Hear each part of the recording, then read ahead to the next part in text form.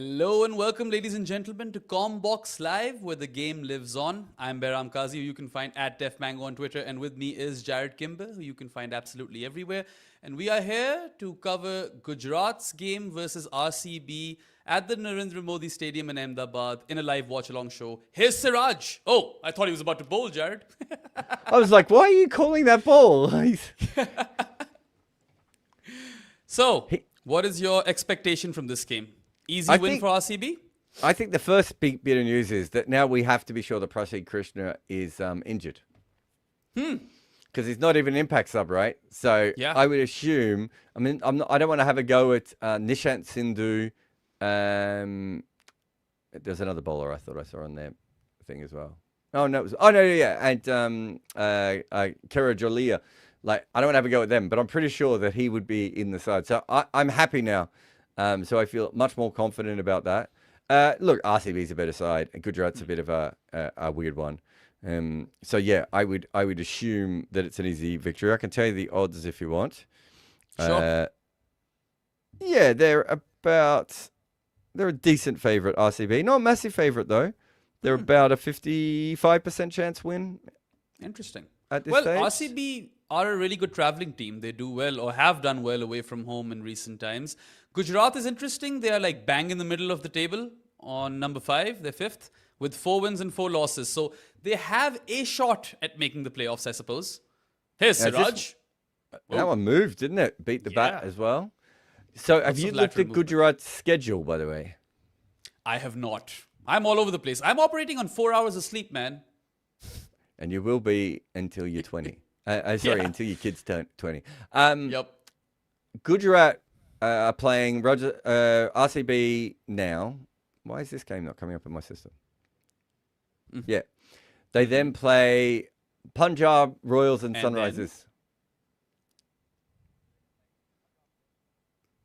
Okay, then. That sucks for them. Correct. So First runs off the bat. Yeah. So they massively need this win. It's an incredible schedule. I think I flagged it up weeks ago of like, actually maybe it wasn't them. There was one team, I think it was them, where it was just going to get really, really tough over and over again for that team. And I think, so Punjab have Gujarat Sunrisers to come as well. So not as bad. But there's another team with another weird run coming up. And yeah, these things happen, right? Whereas the Rajasthan Royals just keep playing Delhi on a loop for a little while. In fact, I think there's 2 loops. Who's the other loop? CSK Mumbai. That's CSK Mumbai, yeah. So and Lucknow, isn't it? Aren't they on a 3-team loop? I think so. This one moves away and beats Kohli outside off stump. So he's getting some lateral movement in either direction. Took 2 deliveries away from Bethell, and now he's taken 1 away from Kohli. So expected runs is 201. Should say that, God, that's a ridiculous ball. I don't know how you hit that. I should say that I think this pitch is usually a little bit lower than that, maybe more around 185, 190. So we'll see how that plays out. The crowd's got to play a part, right? It's back to the rafters, the Narendra Modi Stadium, and, well, Gujarat's the home team, but then Kohli's batting? How does that work? Yeah, it is packed. There's a lot of people there. I reckon Siraj might strike over here. Oh, he's almost struck on that ball as he's blocked that off the middle of the bat, but almost onto the base of middle stump. Somehow it bounced over, and he's got a run. Survives that one, Virat Kohli. Really good first over by Siraj. 2 for no loss, RCB in 4 deliveries. And it's interesting. So he brings this one back in. Kohli nearly plays it onto the stumps. And, well, good running, I suppose. Yeah, they got through nicely there. He was quite quick on that, Joss Buttler as well, coming through.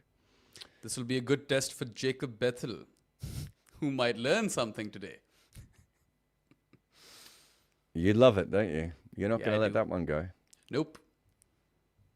Which side were you on? I think it's nuanced. If he wants to prepare for the English summer, Jacob Bethell, then time out in the middle in the county championship makes sense.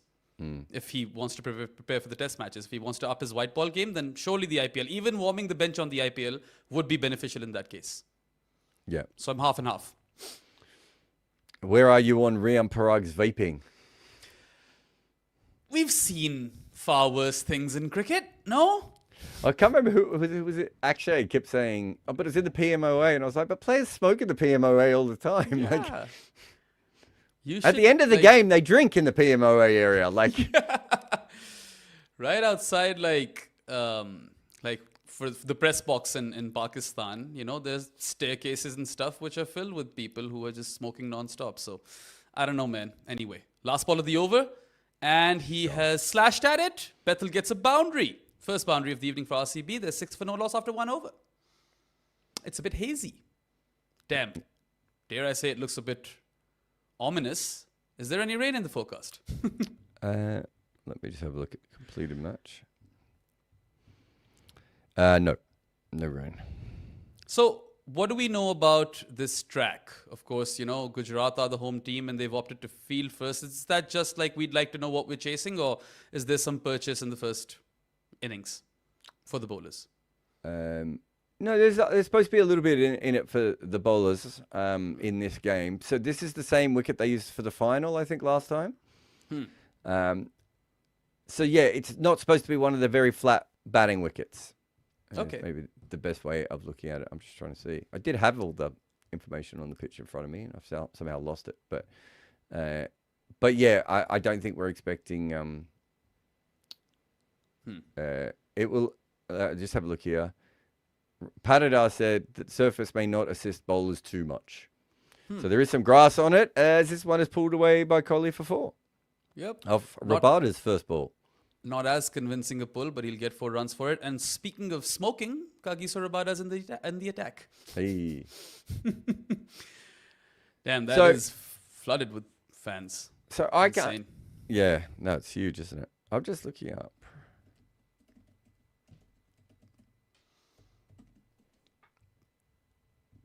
Just looking at Prashi Krishna. I can't see anywhere that says he has an injury online at the moment.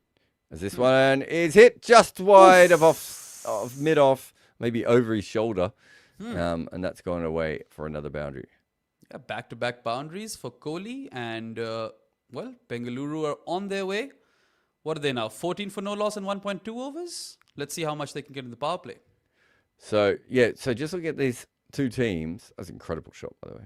Prashi Krishna and Ashok. Sorry, these two players, I should say. Prashi Krishna and Ashok Sharma not in the 11. And they're also, neither of them are mentioned in the another 4. Wow. It's coming onto the bat pretty well at the moment. Patadar might be right. That might be the best shot of the lot, all 3, because it was driven, square the wicket, and pierces the gap. Virat, 3 boundaries in a row. RCB 18 for no loss and 1.3. So Prashi Krishna and Ashok Sharma are not listed, but they're also not listed as impact subs. That tells me they're injured, right? I mean, what else could that mean, right? Interesting. Okay, so that was a bit of a misfield. It did ricochet off the fielder. Is that 4 in a row? Yeah. That is 4 in a row. Virat is off to a blinder. And RCB are 22 for no loss in no time, just 1.4 overs. So Rabada has conceded 4 boundaries on the trot versus Kohli. It is quite the contest, but not good bowling. Again, some width on offer. Kohli cashes in. All he does is place that. He guides it past that fielder. Just having a look here. So in the 9th match, Rabada went at 13.5 runs. And after the 19th match, I know. Make it 5. Jesus. The timing on these is ridiculous. This is a highlight reel on its own. This was probably the best of the lot now. So just go through my notes. 19th match, it says here, still getting hit, but took wickets. He'd been the most expensive seamer for them around that time, according to the power list. So I'm just like, and then he starts to bowl really, really well. And was it the last game he took 3 for 25? Was that the game before? Remember. Might have been the last one. And is that? Nope. Misfield. So, bit of a misfield. A single off the last ball hits Rabada's boot, and that's a 21-run over featuring 5 boundaries courtesy of Virat Kohli. Very poor start for KG Rabada. Oh, there's your cola ad. There's the Chicago Bulls logo. The Chicago Bulls. If you're in Afghanistan, and you have the ability to send me one of these cans, I will be your best friend. All right, 27 for no loss in 2 overs. How many do you think they're getting in the power play? After that over, I'm completely confused. So 3 for 29, 3 for 33, and 3 for 25. But also 1 for 54, going for like just mad runs in some of the other games as well. It's been a very, very up and down season for him so far in terms of runs. That's kind of been his career in T20s, hasn't it? Yeah. There's a really good piece by Amol Desai as Siraj is bowling again and hits the pad. It's a bit high. He put a piece up the other day going, you can't really trust bowlers based on their wicket tallies because wicket tallies are so inconsistent from year to year that the thing that is easiest to tell if someone is a high quality player is economy. And it's funny because I've talked roughly about this before of sometimes you'll get a player who'll take just a whole load of wickets one year, but you look at their economy and they go, oh, he hit that as well. Yeah, inside edge. And you look at their economy and they're going for like 1 million runs. You know, well, that's not really sustainable because one year they're not going to go for wickets. So I'm glad that Amol's done the research on that. I think he put that up on Medium, and you can find that article. And Rabada is a perfect example then. As Kohli comes down the wicket and hits Siraj for 6. He's doing okay, this Virat kid. High intent Virat is a batter that I quite enjoy watching. Uses his feet versus Siraj on that occasion and swats him over long on for 6. First 6 of the evening. RCB are off to a rollicking start. Damn, 33 for no loss in 2.2 overs. That's about the median score in 2.2 overs this season, is it? It's weird because it feels like they should be more runs, but it's because he's not hitting sixes. I mean, that was a very nicely timed shot. And he's also slightly standing outside his crease. So I like to see that. Maybe negating some of the purchase that Siraj was getting or trying to negate it that we saw in the first over.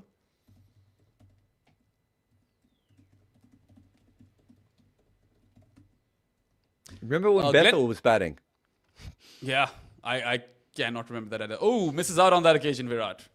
Could have been another boundary, but it hits his glove. I don't think he got any bat on it, but they've run a quick single. That was a 140.9 kilometers per hour delivery. And so where are you at with respect to Glenn Phillips? I feel like you can't just lose faith in that sort of a cricketer this early. I think you rate Glenn Phillips a lot higher than other people do. I feel the same way. I have no problem. I think there's a lot of people who are like, he's never been good in the IPL. And I'm like, this is literally the first year he's ever consistently played at the IPL. So we need to settle that down. And that Bethell is gone. He's got that ball in the pads. He's flicked it beautifully straight to short wicket, mid-wicket, and is caught. He goes from 5 off 5. But to be fair, he did watch a lot of boundaries. And in some ways, isn't that the job? I mean, Alistair Cook won't be impressed with that dismissal, I suppose. But very soft from Bethell. Wasn't a good delivery. Siraj had straight down his pads. It's a bit of a bonus wicket for Siraj. But I suppose he's bowled well enough in that first over to kind of earn this. He timed that really badly. Originally, I thought he smashed it. Varun is here. Okay. Yeah, I thought he clipped it really well. But that replay shows it just kind of went nowhere. It just sort of limped to Rashid Khan at short mid-wicket. And didn't go anywhere. Okay, then RCB have lost their first. Hi, intern Virat in the house. Yes, sir. 5 back. Is that why you're here? Back to back. Yeah, of course. And so I'll be that's here the when only he reason? invariably makes 50 of 30 balls. All right. Bayram, how many years do you think Glenn Phillips has averaged over 30 in a year with a strike rate of more than 150? 2? What? Really? How many years do you think he's had a strike rate of over 150? Damn, you would assume many years, but now I'm going to say 2 again? Wow. Maybe Everyone knows how good he can be. Yeah. He has not been that good yet. The great Glenn Phillips, when you see the innings, you're just like, oh, wow. I can't wait for this guy to fully mature and work out his game. He has not fully matured and worked out his game. Yeah. It just hasn't happened. Will it happen? I kind of still think it will. I think he's smart and he's dedicated and he works hard and he's incredibly talented. I think he'll work it out. But my God, he just does not make many runs. And quite often, I'm not even sure. He's probably more of an anchor than anything else, Varun. And that hasn't worked for him. Oh! Okay. Devdat Padikkal this year has been just hitting sixes off his first balls. This time, pokes at this one and misses outside off stump. Yeah, I tried to slash at it. I think stream and, 1 is back, by the way. Oh, we on stream 1? I'm on stream 2 because the mosque thing came on stream 1. No, but that's what Varun's saying. Yeah, I think it's back on now. Yep, it is. For those who don't know, we've got these dual streaming services and we get a lot of mosque. Yeah. Anyway, there's been another dot, I reckon. No, that's the same dot, Paul. Play and a miss for Padikkal. So I think Rob was saying both of these two match up badly for Padikkal. Yeah, he was saying something, wasn't he? Yeah. It's a pretty neat power play spell by Siraj, by the way. 1 for 12 in 2 overs. And I wonder if Gill is slightly tempted to give him a third. Who, Siraj? Hmm? Yeah, he's definitely bowling 3. I think he's been bowling 3 in the power play for a while now. Also, Shubman Gill is very metronomic with his decisions. Once he finds something he thinks is working, he would just go with it every game. He's not very good at flexibility. He doesn't really change things on the spot. Well, Rabada's going to have another go. And Kohli The is only facing. answer to this, Luke Ronchi, Jared. What would Finn Allen's strike rate be? Oh yeah, I forgot he existed. You're right. Yeah. Also in recent years. But still the question there Cyphers. was how many, like in the last 6 years, consistently. I'm not even saying consistently. I'm saying Glenn Phillips hasn't had a single year he struck over 150. There must be guys. Has Kane Williamson had a year in T20 cricket where he struck over 150? I wouldn't have thought so. He might have had There's one. an IPL season where he's like 142. Yeah, I know he has one good IPL year. Yeah. Wide ball by Rabada. He hasn't gotten his lines correct. So needs to work on that. Ooh. Oh, I'm sad I missed this debate yesterday, Jared. Which one? Where do you stand on Virat's consistency rating from Akshay to Jared? Yeah, so we're basically talking about how it's actually very hard to be consistent in these short seasons. And that if you look at his numbers from year to year, they do actually jump around quite a bit, Virat. Considering, like what I was saying is you compare that to like a baseballer or a basketballer or a footballer, right? Their stats are pretty similar from year on, right? And the reason it's not in cricket is because of the sample size issue. And it's not that we don't have consistent players. As Kohli could be out here. He runs This down. could be a wicket. And that It is a wicket. an incredibly No awkward 50 way of of 30 taking a balls for simple Virat catch today. from Rashid Khan. Rob Barron would be proud that the catch has been taken and Kohli's blitz has come to an end. Rabada exacts his revenge and Virat walks back for a 13 ball 28, which I think, Varun, you should be happy with. I'm very happy with this. I take this over him being 50 or 30 again. I'm really happy with this, yes. Yeah, so like I think what you meant to say, Jared, is I think I was listening to the pod, you didn't phrase it well, is Virat, like if you look at David Warner, he has a run where he's consistently making like 500, 600 runs, whereas Virat until recently doesn't have that run. Yep. Right? I Which think is that's what you weird. meant to say. But the problem, I think you phrased it like he's not consistent at all, which I don't know if it's true or not. But yeah. No, he's not consistent at all. I do agree with that statement. Okay, Because fair. year on year, you don't get similar numbers from him. No, that's right? no, that's what I'm saying. And he never has a run, right? Yeah. That's yeah. consistency over year by year. He's not in the I don't know. IPL being No, a I'm consistent no, player. what I'm Whereas, saying, he's not been consistently great, but he's still been consistent in a way, if it makes sense. I don't think he is consistent because he has vastly different years all the time. Okay, No, so I'm with you there. did you Yes. see the bit where I talked about Gary Kirsten? Yes. That's consistency. No, Right? yeah, that's right. And right, what Virat is doing is he's made runs over a long period of time. He's played a similar kind of game. So if you say stylistically he's been consistent, I would agree with that. But his outputs are not consistent, right? And David Warner's a really good version of that, right? David Warner is a player who was really consistent. So we also know it's possible, as this one is defended from Patidar first ball. Good Right. delivery. I mean, really good comeback by Rabada after that first over. And Yeah. RCB are 2 down for 35 now. Weird shot too, because because Kohli was playing him pretty well, just standing in the crease, smashing everything, and suddenly he came down and flapped at one. Yeah. So what I'm saying is, Varun, that there is a if you're looking for consistency year on year, where he scores roughly 450 to 500 runs every year, he averages 35 to 45 every year. He has a strike rate that is, either the same or slightly going up. Beautiful drive down the ground by Patidar for 4 here. He doesn't have any of those things, right? Like on all the different metrics that you would look for consistency, he's actually quite up and down, right? And my question isn't whether he is consistent as a player, right? My question is more, is that just what a 15 game sample size does to you? See, now Rob Barron would call that a drop. That's what he would say. Rabada should have had him cotton bowled. I'm not sure he touched it, did he, in the end? Yeah, he didn't. Yeah. Wasn't a drop. Oh, better delivery. So it's been an interesting over. Kohli has been removed. The issue with this is what Jared is saying is, for example, David Warner has 6 years in a row where he's made like 500 runs, right? So it's 8 across 16 is not as consistent as 6 years in a row where he's made 500. Yeah, that's what we're talking Rahul about. has 6 years in a row where he has 500 runs, right? Yep. So it's a very, very different kind of situation that you're talking about, Anwar. We're not saying he hasn't been like a performer over a long period of time with high years. What we're saying is his years don't match each other, right? Yeah, the IPL is the one place where he's weirdly not a reliable accumulator, if it makes sense, like a high. I think that's what I was trying to get to. Is that that's not a pattern that we see in other formats when he gets really good. I agree. And so is that an IPL dependent thing? Because it's 15 games, because you build up to it really big, right? Is it different than say the other leagues he's gone into? And this is a thing right across IPL cricket. So right across T20 cricket, right? You see a guy will go to one tournament and average 8 and then averages 60 at the next tournament, right?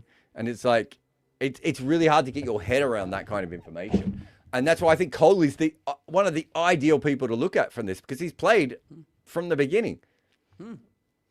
Anyway, there was a dot ball to end the last over. RCB 39 for 2 and 4. Here's Siraj once again. Played straight to short cover, dot ball. So this is going to be a power play won by Gujarat if they don't go big in these last 2 overs. And do Gujarat have any batting after Butler? Is it just Gujarat? Sai, the answer Gill and to that Butler? is always no. That's not the plan of this team. So Code Noob is saying, so Virat is consistent and non-consistent outputs. That I cannot disagree with. Yeah, I think it depends on what we think consistent is. If it's like 400 runs in a season, then maybe he's more consistent than we think. Pulled away for 6 by Padikkal. Oh, that's a good shot. It is kind of fitting that he gets off the mark with the maximum. And that takes RCB to 45 for 2. I wonder how many times this year I feels like he gets off the strike with a maximum every single game. I'm sure it isn't that. I feel like he's done it 3 times this season or 4 times. It must maybe. be. Yeah. Okay, we've got another super chat by Ribu. I think we have 2. Have we done this one? No, but it is funny.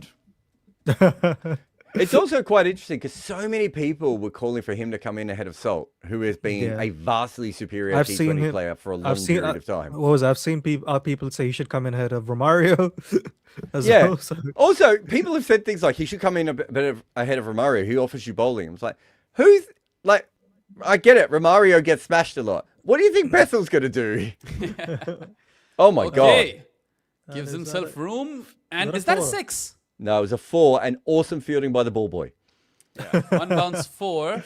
The ball boy just pocketed it, threw it back to the fielder as if to say, doing your job for you, son. Threw his hands at that, Padikkal. He is a very free-flowing bat, but I suppose he's scored more aesthetically pleasing boundaries than that one. Yeah, Singer, that's what we've been saying, is Virat didn't have a run till the impact Sabera, whereas consistently churning out high intent runs, right? Yeah. So recently, amongst the best bats. So what we're talking about, Singer, is, and this is what the whole conversation was about. If you go and look at great, and no one's saying Kohli is not a great of the IPL, right? But if you look at greats in other sports in big leagues, their numbers are really quite consistent across the board, right?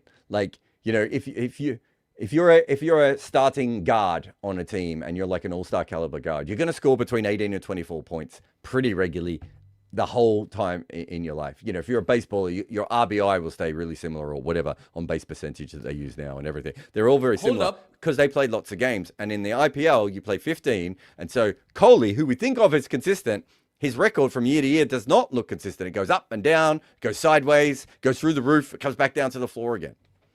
There was a question up on the screen which was asking who is the fiercer competitor of the two, Devdutt Padikkal or Sai Sudarshan. How do you measure that? No, we've got stats on that.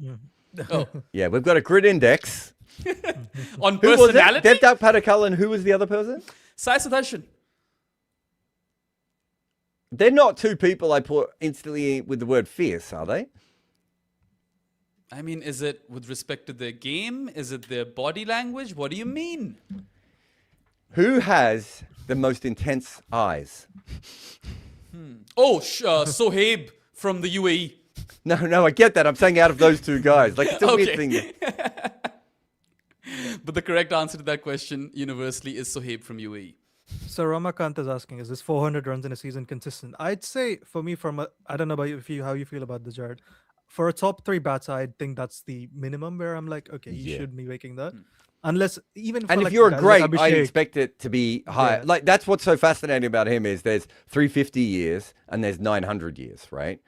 And it's the variance between that I'm talking about. I think people just don't understand. This is not talking about his quality. This is actually, it's a way of talking about the league, right? As another boundary is hit here, mistime pull shot. It's a way of talking about the league, which is that because we have this situation, the player that we think of, I mean, Kohli is almost the player that you think of when you think of the IPL first, right? Like, he's so important to this league.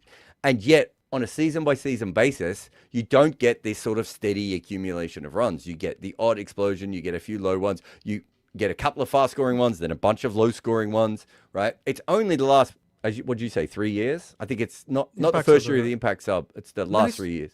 his issue was because, like, I think some people are saying is because he's an anchor / an accumulator. His good season is very different from like a good season for Abhishek Sharma would be. Like none of us are thinking Abhishek Sharma can't be considered having a good season if he's not made 500 runs, right? If he makes 500 runs, all of us are jumping you from the expect a roof. high volatility Yeah, from someone like exactly. Abhishek Sharma. Whereas from We expect Kohli, at least you actually 400 from him. expect runs all Yeah. the time. And when His- you look I at his think record, what- you don't get that as he's That's almost the caught issue with behind him, here. right? Padikkal. You almost need So- 500 runs from Virat or 550 from him first to think it's a good / great season from Yeah. him, which he hasn't had a lot of before 2023. In 3 overs each in the 2023, power play for Rabada and Siraj. Interesting. And this was actually an interesting ball as well. Like, it bounced a bit more, no? A little bit of bounce there. I mean, balls come onto the bat pretty well. so the issue with this light, what was it? Light Yagami is he played with 2 of the greatest IPL batters ever. Why were they not shit then? I mean, oh Oh! my God, this is I know bounce. it, his eye in there. He's Take going to get that away out with of this, the isn't he? Oh, Oh, that's a it's drop 4 catch from runs. Siraj. How would hit you bo- even It's describe hit the that shoulder shot? of the bat, I think. It bounced more than he thought. I think it hit the shoulder of the bat, and somehow it flew all the way down to deep third. And to be fair, Siraj gave it a fair effort. I mean, Rob Barron will call this a drop. Of course. It wasn't even the after- shoulder of the bat. It was off the face. I think Pataddar's taken his eyes off the ball. He's taken his eyes off the ball. He just lost it, left his bat there, and he's accidentally ramped it. Exactly. Yeah, Harry. now, So for- that is what a true no-look shot looks like. Yeah, guys. that is a no-look shot. Yeah. that is a no idea shot. Also, not a drop catch. Huh? He didn't even get close to it. Yeah. I Siraj. think Rob would say that's still a drop catch. Anyway, dot for dot. And RCB 57 for 2 in 5.3 overs. I think they would want to kind of go for it on these last 3 balls. So if he's saying for Abhishek, 400 run season and 200 run strike rate is a good season, 500 would be outstanding for him. Yes. But we're not really talking about good seasons or bad seasons, right? What I'm really talking about more is that there is so much variability in T20 batting as this one's defended out on the offside for no run. There's so much variability with the batting, right? Especially in these small sample sizes, that if you hit a tournament in bad form, remember the David Warner one where he averaged like -5, right? He got a couple of 1 or 2 run outs. He couldn't get the ball off the square or whatever. You end up having this incredible fluctuation in your scoring, whereas other sports don't have this. And so Kohli should be 450 to 550 every year with a slight upping of his strike rate as the league gets faster. This one's pushed out in the offside for no run. He has run a single. Oh, sorry, 1 run. Sorry. With a slight upping of his strike rate every year, right? With a couple of crazy years where he bats into the death and he gets a bit of a strike rate, but we don't see that. Right? Actually, so Shayan and I keep saying this parallel, Jared. I don't know whether you agree with it or not. We almost think Virat in the IPL is a bit like Kumar Sankara in ODI cricket, where for vast majority of the careers that you'd say above par ODI batters, with a few blips where they're really elite, but most of the time, if you look at the seasons, it's above par. But like Kumar Sangakkara, his late career burst in ODIs is incredible. That almost like redefines his ODI legacy. I think that's what we're seeing with Virat. But he's had this late career burst that has almost made him much better as an IPL batter than he would have been before, right? Yeah, but that's still a different argument than what I'm saying. What I'm saying is, like, I get that, right? And I don't disagree with that. I think he's been fantastic the last couple of years. Right. All right, that's end of the power play. Tucked onto the onside for a single. 59 for 2 RCB. I would say that's Gujarat's power play. Yeah. Yes. Especially after the 19 falls in a row that we saw. Yeah, and so that's all, I'm looking at it more of, it's not like I'm trying to argue that Kohli's not a great. As I said, he's associated with this. He's obviously a great of this competition for many different reasons. What I find is fascinating is that we don't see that level of consistency from him. And I just wonder if that's just the format that we see. So if you think in ODI cricket and he's playing, let's say he's playing 15 to 20 ODIs in a year, back in the days when those things happened, right? He's going to be hitting... That's going to hit like 2 or 3 different patches of your form in a year, right? IPL hits 2 months of the year. If you turn up to the IPL and you've got a sore knee and your bat swing isn't perfect, you might nick off 3 or 4 games in a row, right? If your back is sore, if you're not seeing the ball as well, or whatever. And I'm wondering if that's what we actually see in Kohli's data, which is something else. Altogether, where we're not seeing that sort of consistency from individual players, even the ones we expect inconsistency from. I just find that a fascinating thing. The more you look at his record, this all came up because someone asked on a super chat once whether KRL or Kohli had a better career. And when I looked into Kohli's career, I was so shocked at just the variance that we saw there. We got a bunch of super chats here as well, guys. Yeah, let's take those super chats. Are you not signed in? Bayram, is that your way of saying I'm not signed in yet, nope. So Ribu Ganguly is saying, my mates and I are watching the game. He keeps annoying me with his hot take suggesting Hardik is the best swing bowler in India in current form. Is he correct or should we beat him up? Doesn't Harsha Bhogle say that too? He's not the best swing bowler in India. Arshdeep is the best swing bowler in India. What about Bhuvi? Bhuvi? Yeah. There's 2 off the top of my head. Shami's not a swing bowler, right? Shami can swing it and Bumrah can swing it. I wouldn't say they're swing bowlers. I know Siraj has got an outswinger, but he's better than Hardik, I'd imagine, no? Yeah. I think Siraj is probably more of a seam bowler again. But yeah, I mean, we came up with 2 straight away. There's no, he's not. Yeah. Don't beat him up though. No. Nitesh Kumar's got a nice. I would say he's almost. I would actually say he's more in control of his swing than Hardik can be at times. I think Hardik's a fantastic bowler. Holder's coming on, by the way. This super chat is blasphemous. Is Klaasen ahead or behind Williamson for SRH? If you mean as a batter, like I'm offended you asked this question. Maybe legacy-wise, because Kane has won a title. I'm not sure. He hasn't won a title for SRH. Were they runners up when he was captain? Oh yeah, you're right. They were runners up. He won a title in 2016, but he was barely played in that season. Yeah, that's true. But Warner was the captain there. Klaasen is the correct answer. Klaasen is obviously the correct answer. I'm not sure Kane would think that he was ahead of him. Yeah. Okay. What's the name? Gyandid? He says, I like this intent merchant Kohli we have been seeing this year. Even in ODIs, he's going for it. Yes, he has been. But there are phases in between at times where he does kind of slow down. 4 runs slashed on the offside by Particle. I was about to say that. Like, you know how in the IPL, it's like regardless of how quickly he starts, he's always 50 or 30. In ODI, that's 100 of 90. It could be a pitch where no one can make runs, he'll make 100 of 90. It could be a road and he still make 100 of 90. It's always funny with him. He just spams a method once he's found it. Full extension of the arms by Particle. He's going well. And Narayanan is asking, are Afghanistan spinners a spent force in IPL? You need some sort of conducive surfaces as well at some point, right? Like, Hasn't Rashid Khan bowled well this year? Bowled okay. And Another it's four another 4 on the offside. Nice. Am Yeah, I Heinz and critical. am I missing something here that he hasn't bowled well? He has bowled well. Gazanfar has bowled well. Yeah. Kazanfar's actually done really well. Noor's has had an odd good game, but he's been bitten. Remember, Noor got dropped by Afghanistan before the Yeah. start. Like, this is going back to my point about consistency, right? I don't think Noor hit this tournament in any kind of form at all. And what we're seeing is probably more of the same there. But yeah, I think Allah Muhammad Ghazanfar is really impressed. Okay, that's a he's been third the- boundary? No. Gazanfar has been Mumbai's best bowler. Anyway, I single mean, down to I don't know third. if that's an honor, though, is it? No, I think Jared, someone was asking somewhere like, what is the batting equivalence of what Bumrah has done this season? Where he's taken like 2 wickets in 8 games at a decent economy. I was thinking it's about if a batter average like 20 at a strike rate of 180. That's what Bumrah has basically done as a bowler. Did you read the Amal Desi piece? I know which one you're talking about, right? Yeah. Where the wickets don't necessarily mean anything, I guess. Yeah. Or you can't track anything with it.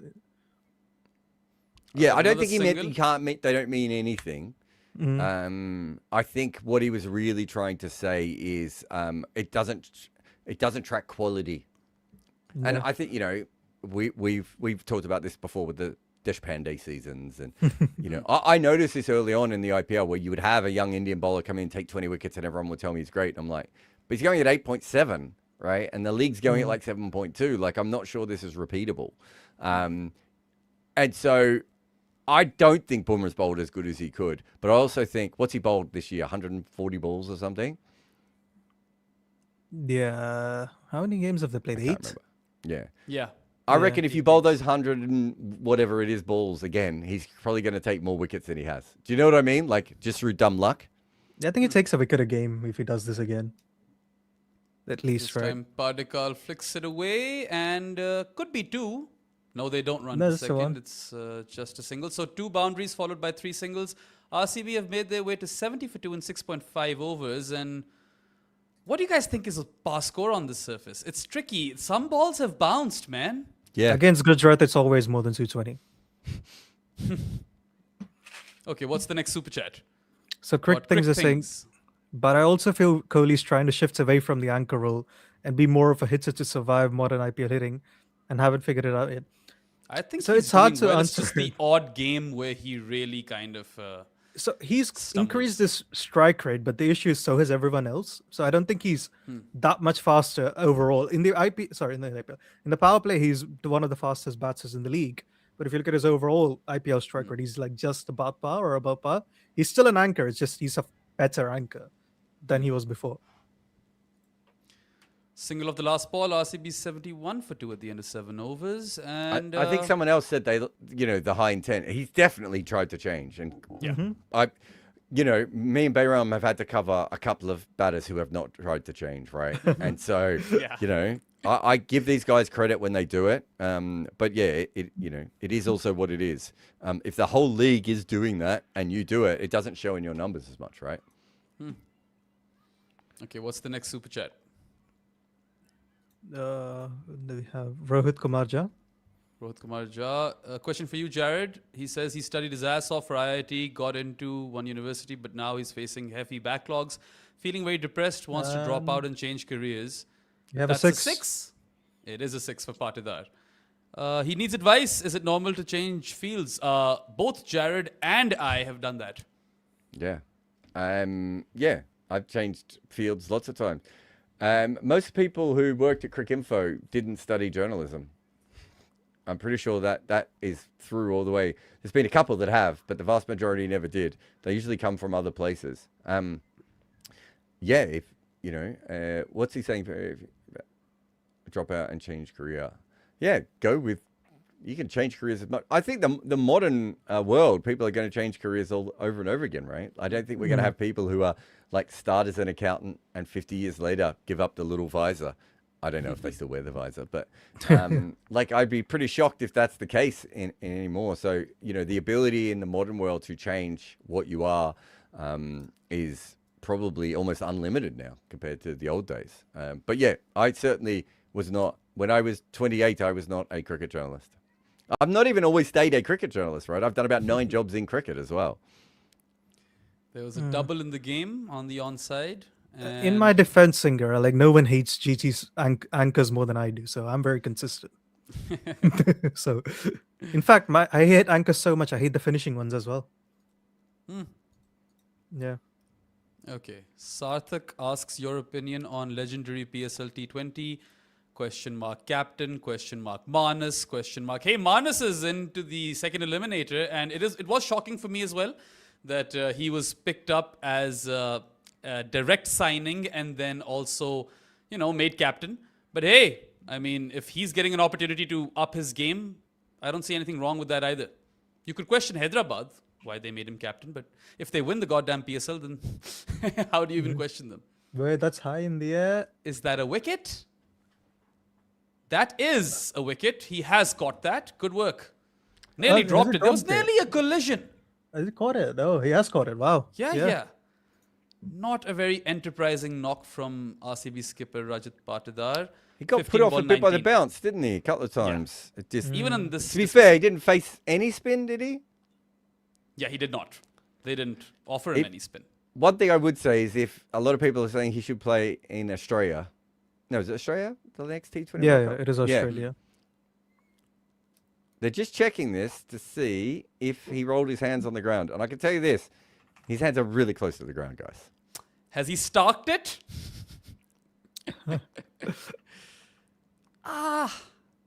That's probably 50-50. I would give that out.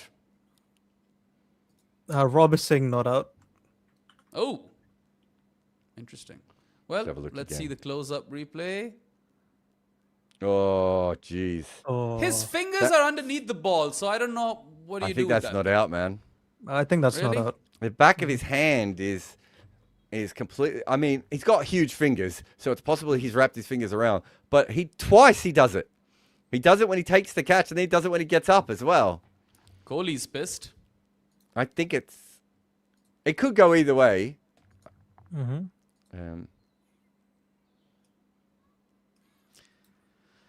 Okay.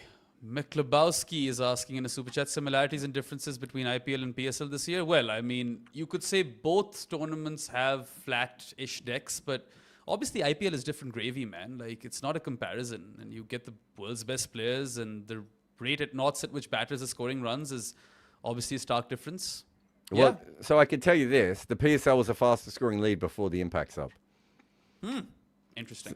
Right, the PSL was the world's fastest scoring T20 league before the IPL took it over, and it only took it over by bringing in a regulation. So they are both. I haven't looked at the the PSL numbers this year, although they might be in my latest piece. The piece has gone up, hasn't it, Varun? Both one. top clips, yeah. Yeah. The So- scoring rates would be higher this season, I would assume.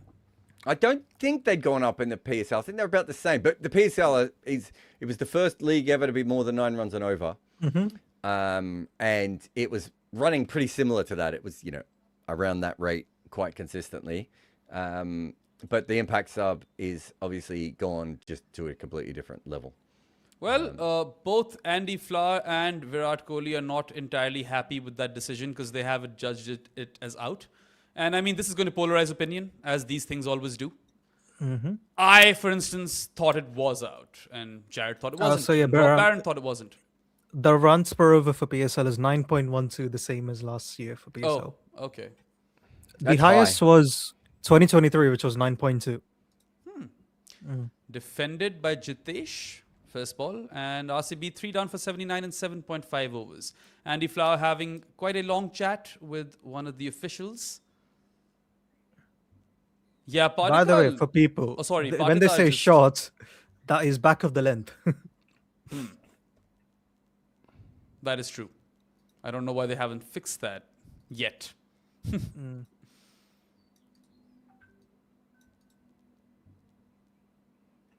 See, the Stark one in the Ashes was clearly not out because there were no fingers whatsoever. He was literally just kind of dragging the ball along the carpet, without any fingers in the equation. This one still had some fingers. It did, but I just think if your hand's on top of the ball and you're twice he did it, right? So first time he does it as it comes through, and then after that he uses it to get up. It's hard to argue that there's no grass touching the ball, isn't there? I mean, there was some grass touching the ball. So if that's the case, they did make a slight change to that regulation, which is I think what has got Holder off. They said if you're in control of the ball, I would argue the first one. So the second one is probably fine now. I'm not sure the first one is, but I'd have to read up. I know they changed it. Why does Corshall think that Romario Shepherd bowls short? I think he accidentally went bowled a short ball, Jared. But he doesn't usually bowl short, does he? No, I would say he over pitches. I think he'll try to bowl a Yorker and accidentally bowl a bouncer. Oh, gone. Great catch by Butler. That's a big wicket. Oof. That's going to hurt Flower and Kohli even more. Yep. And Jitesh hasn't had the best of IPL seasons. Walks back for a 3-ball 1. He's done well behind the stumps, don't get me wrong. But yeah, 4 down for 80 now, RCB in 8.1 overs. Gujarat are up in front. Jason Holder, after taking a controversial catch, has now gotten a wicket. So Narayanan is asking, again, Leary Constantine says, aspiring batters must see batting, analyze and copy it. Views, if you see Steve Smith or Chanderpal. No, well, I mean, if you're not taking little bits from other people's games, that's like a lot of what happens in batting is natural to you, and you find the thing that works for you. But if you're not looking at what other people do as well, like anyone should be analyzing their game. Like, there's no problem. You know, you can look at Steve Smith and Chanderpal. If that suits the way that you bat, that's still an advantage. But yeah, I mean, Leary Constantine averaged 28 with the bat. Maybe 25 with the bat. Like, he's not Smith or Chanderpal himself. Asmit asks, who's the Jeff Teague of IPL cricket? Present everywhere. So Jeff Teague. Rinku Singh. Jeff Teague is an NBA player who played for lots of different teams, and then has gone on to be a podcaster that says a lot of things that gets noted.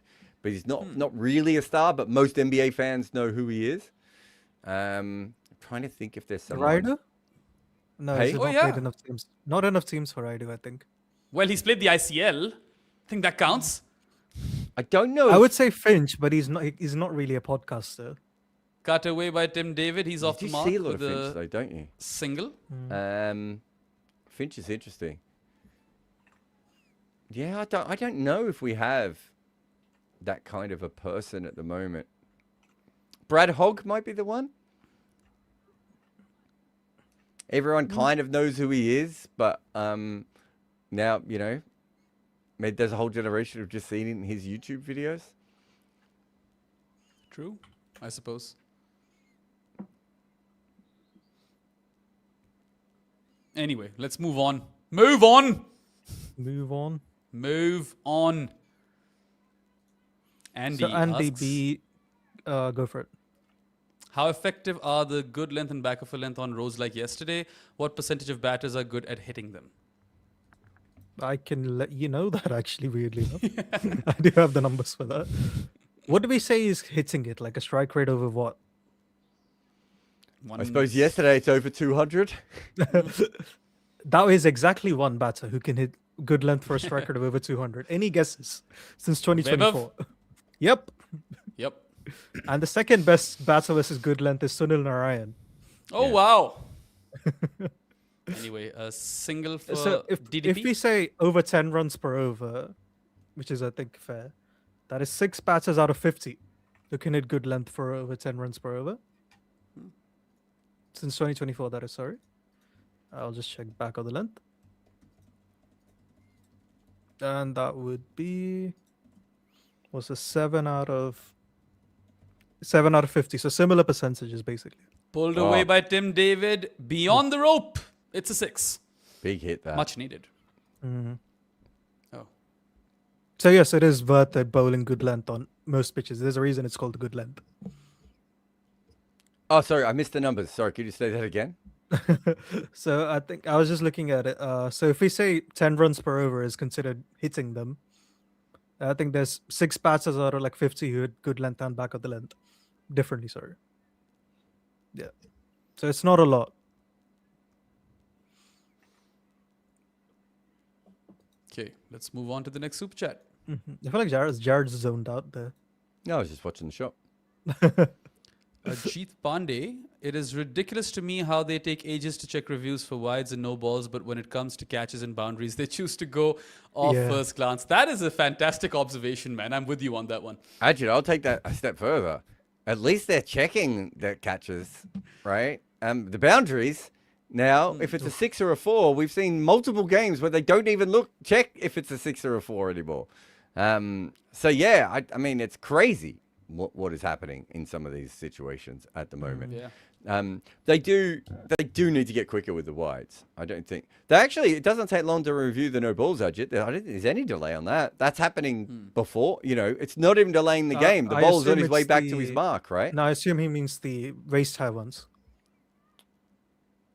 That's the reason we have to do it with the waist high, Ajit. I can tell you, it's because we have to wait for the Hawkeye to load. Yeah. Yeah, the technology. Yep. So that's the reason why. That's not a problem. There's nothing you can do about that. That's just how long it takes to load.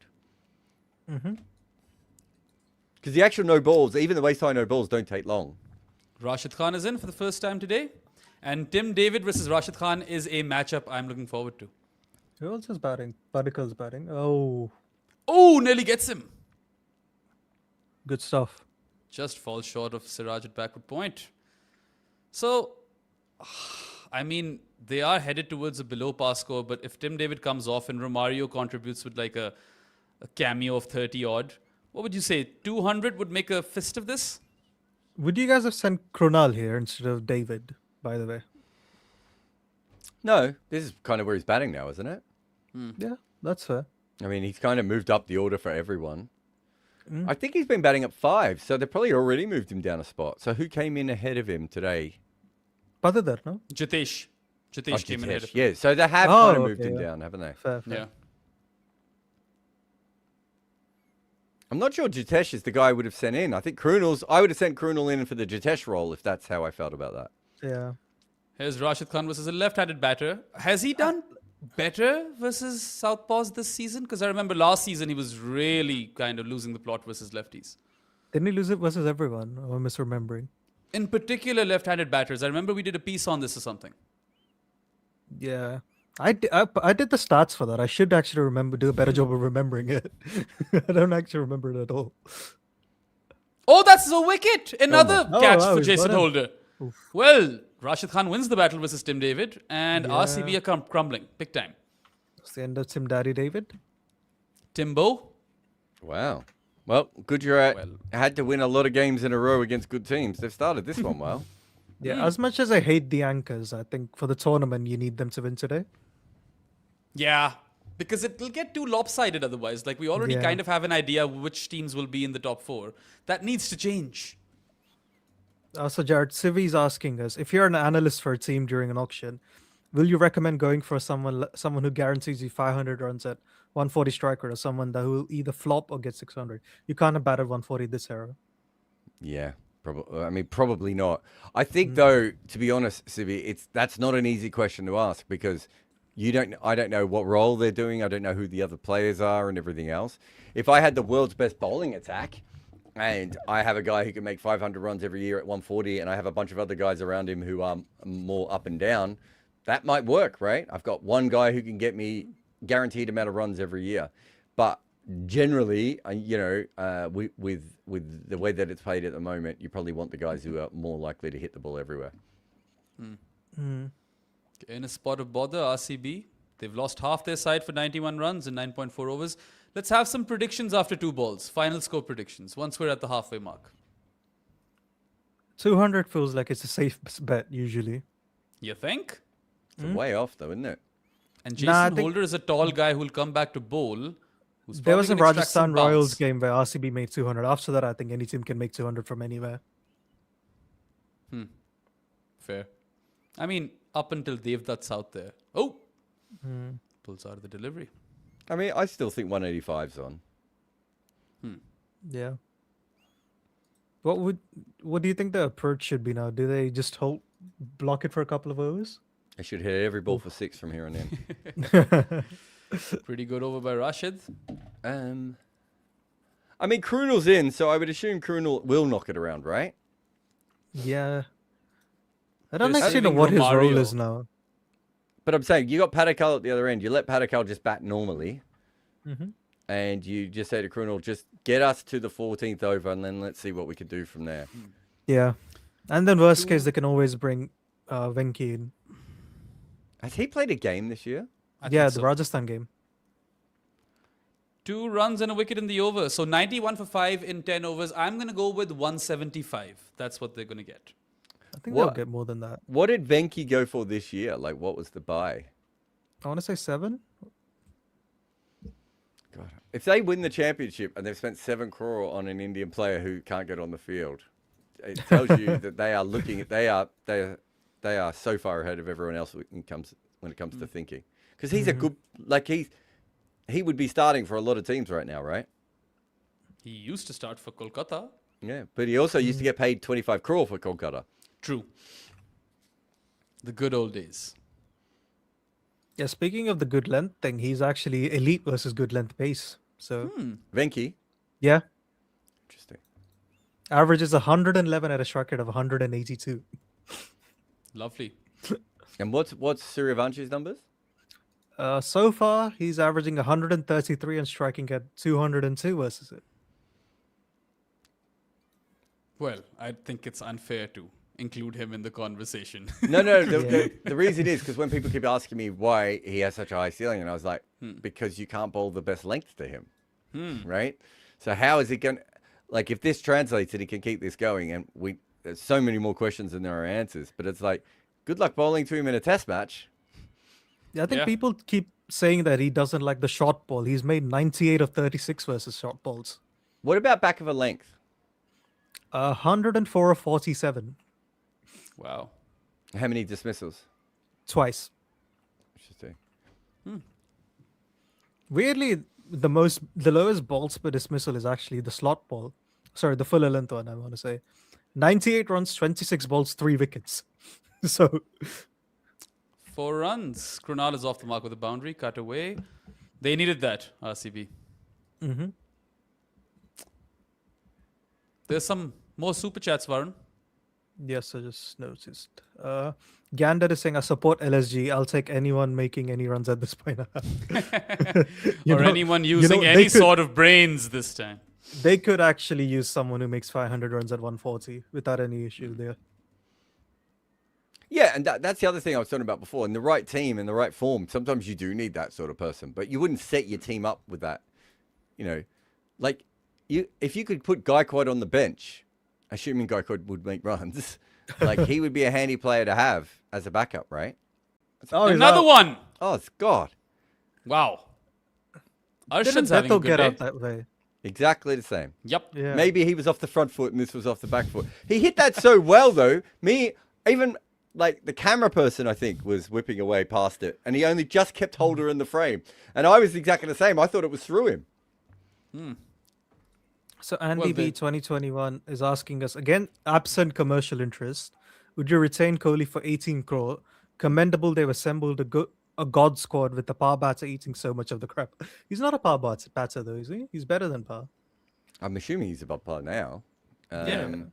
I think if you mean strike rate, maybe, but like he's still giving you what 600 runs all of the seasons. Would Is I this retain Jason Kohli? Holder's third catch? It is. It is his third catch. Yeah, Yeah. Wow. Would I retain Kohli at 18 crores? How old is he? 38? 37. I want to say. Somewhere around there.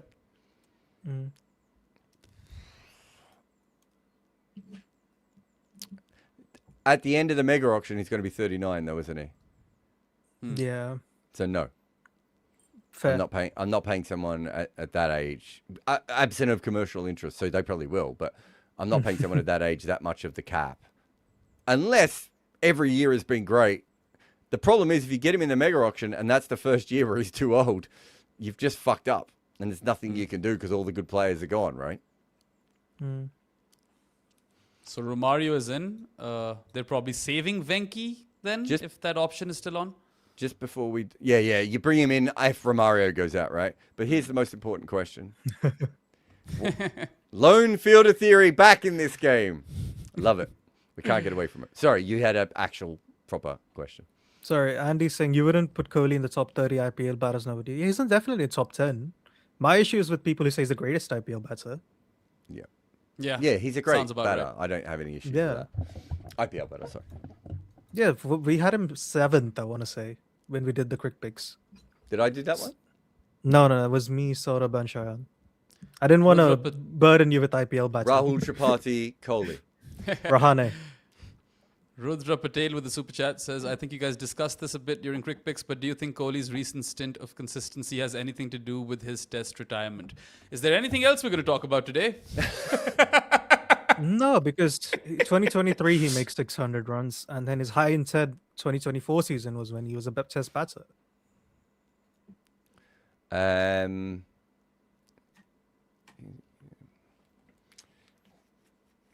I think there's probably some... I think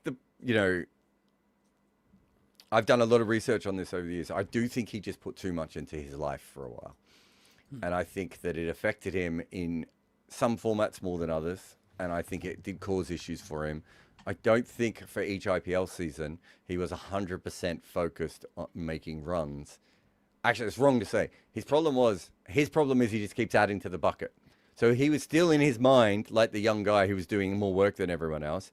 But he put so much other things in his life that even if he did the same amount of net sessions, he was probably more exhausted from doing them than he would have been before, because he's doing 83 different corporate things and sponsorship things and social things and, all these different things that he was bringing in.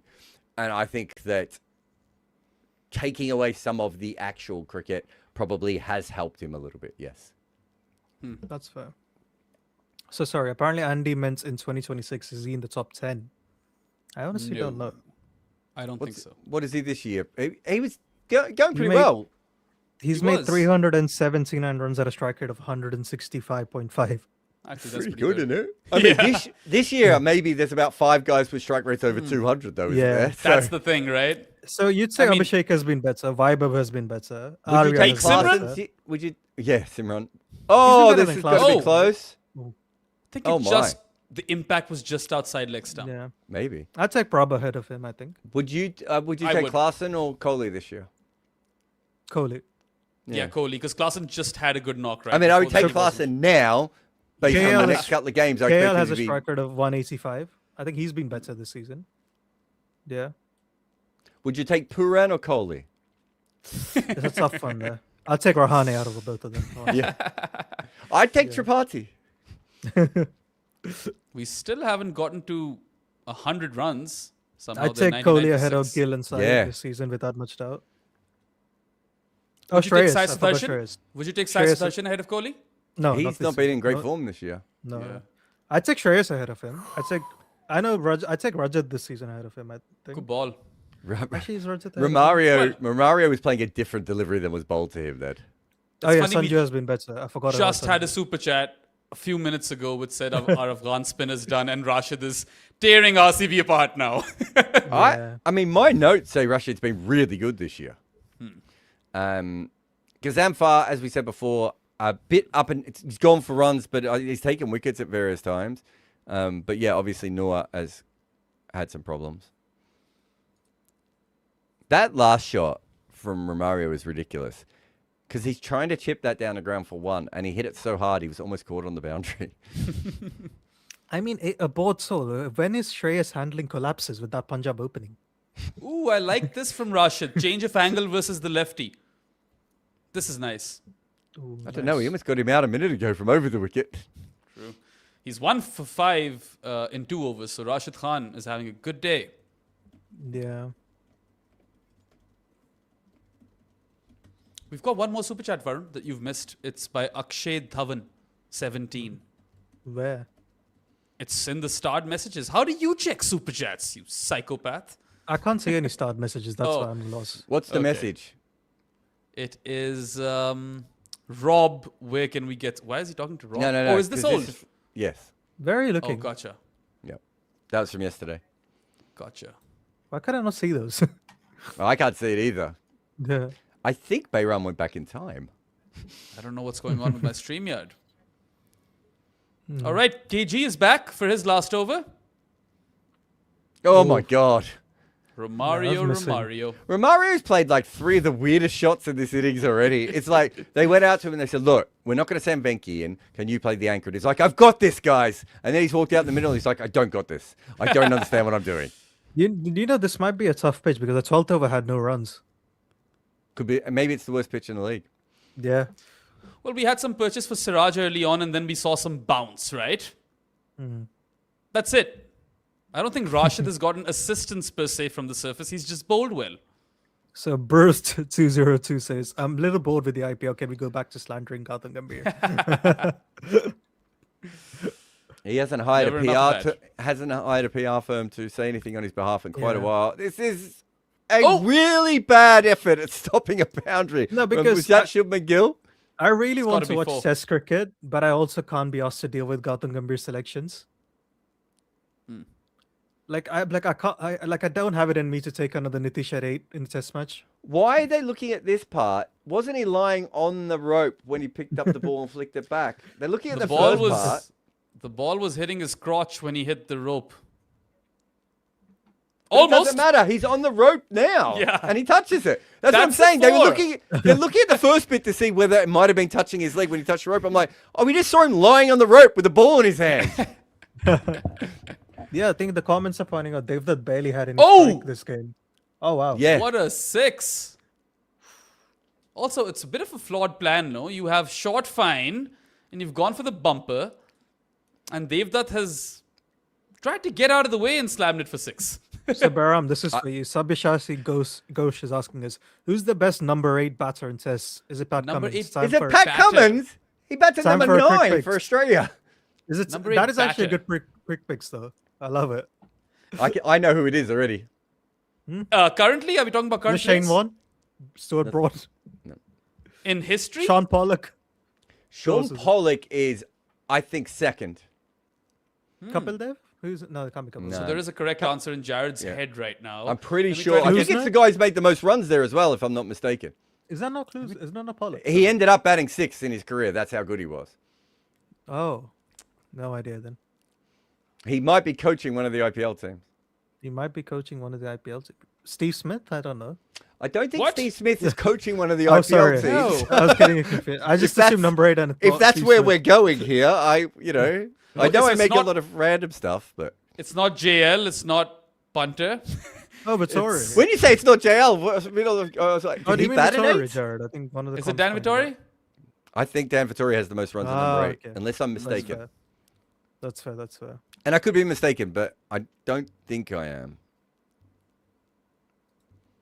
So, bad day or poor day in the field for Rabada. Can he change it that? I mean, if he gets Romario here, things get really complicated for RCB. Oh, it is Vittori. You're right.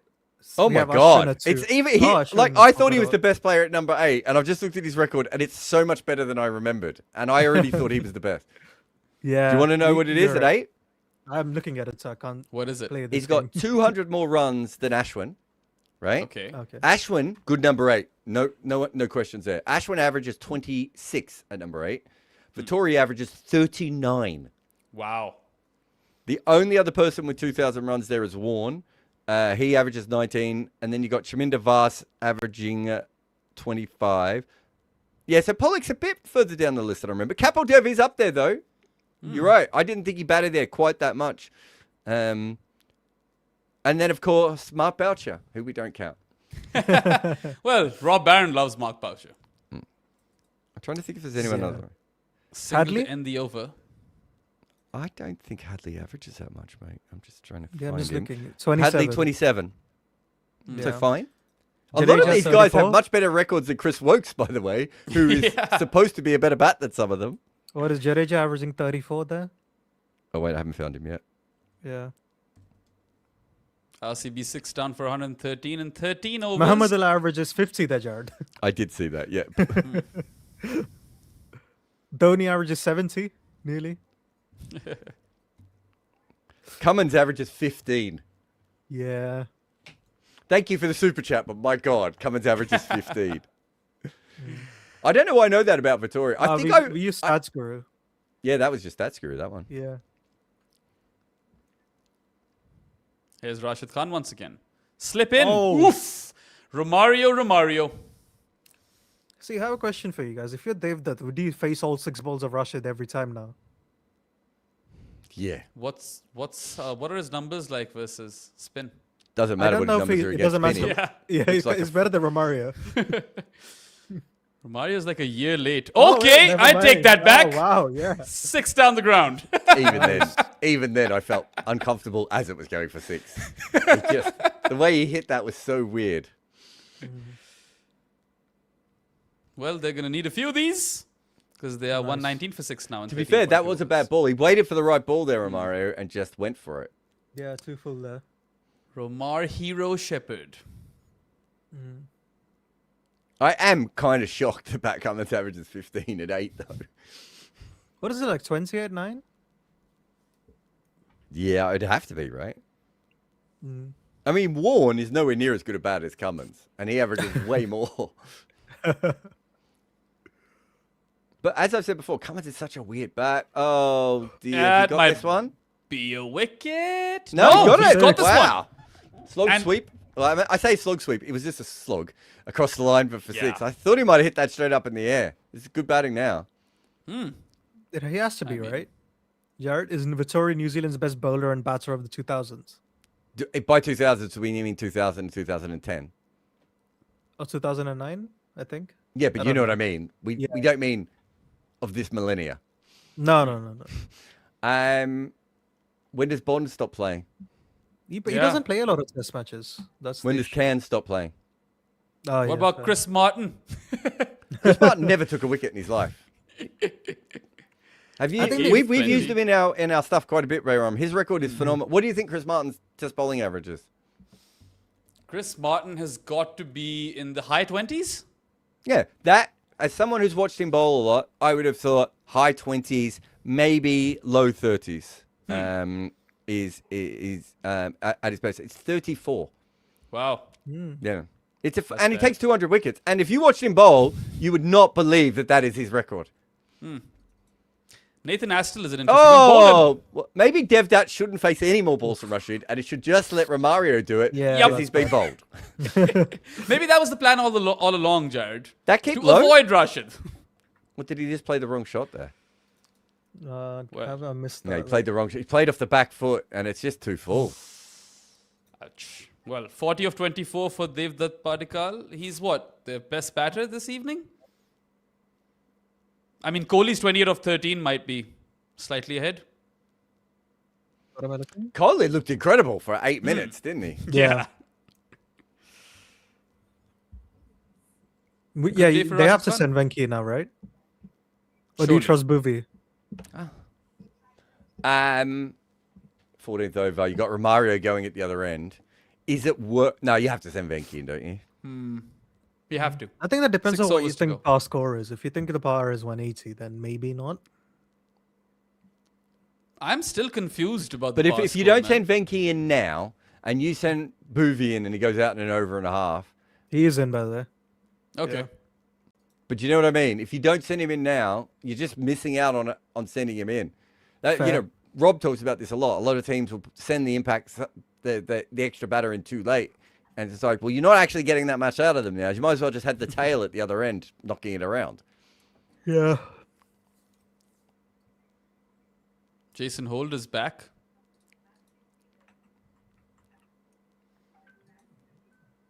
What's going on over here?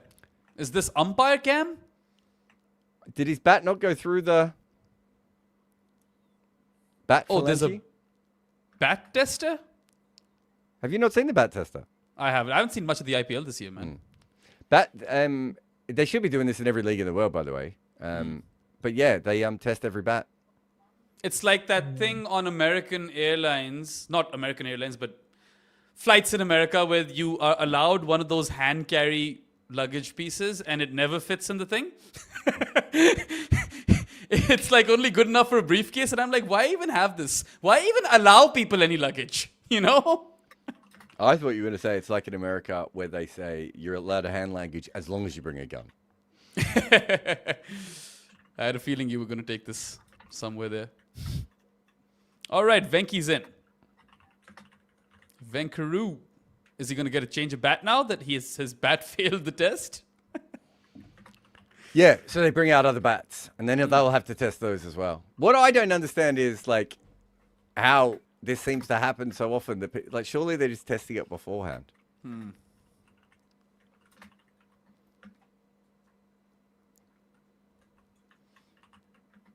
So what was the run of games again, Jared? RCB followed by who and who? Punjab and Sunrisers for Gujarat?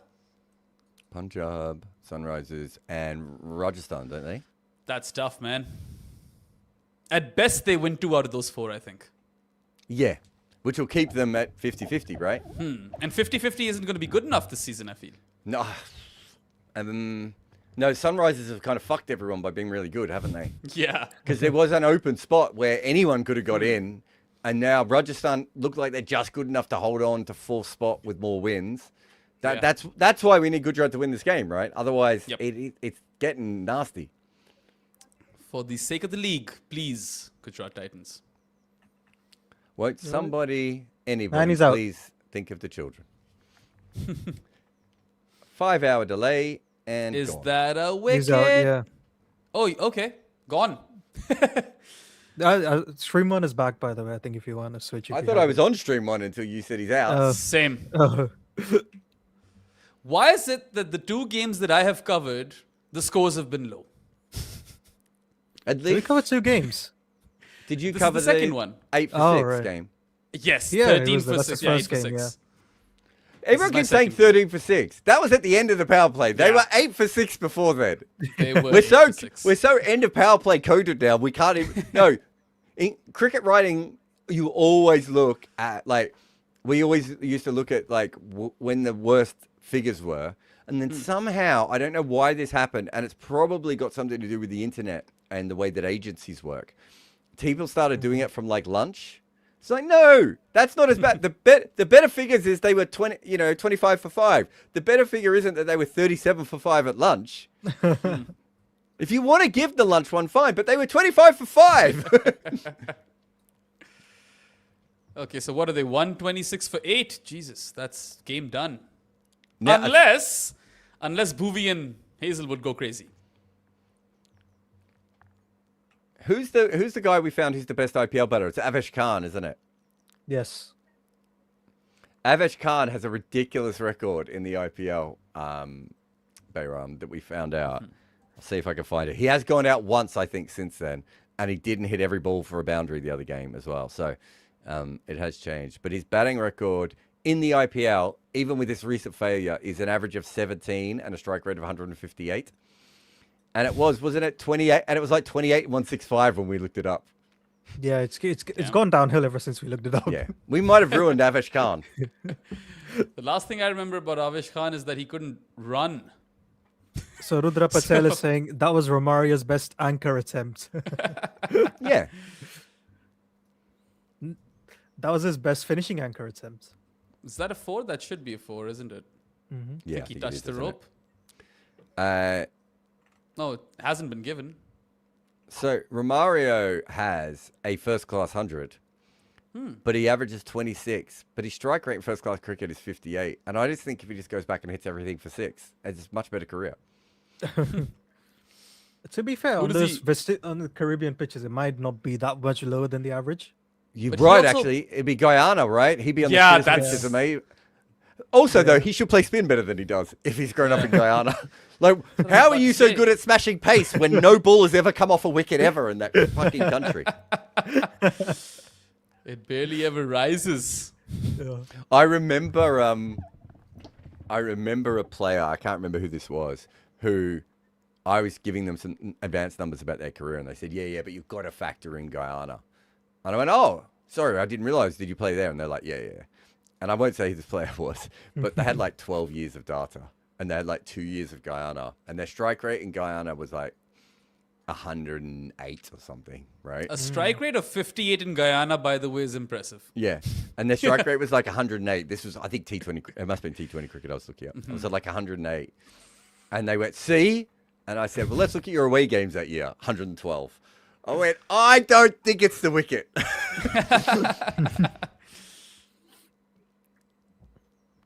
All right, Jason Holder. Oof. Movies looked good. 131 for 8 and 14.5. All right, they'd do well to get to 175 now, which was my prediction. Don't think that's happening. Yeah, my 200's definitely long gone. Yeah. And Jared said 185? Yeah, That's can't also imagine that. a bit of a stretch.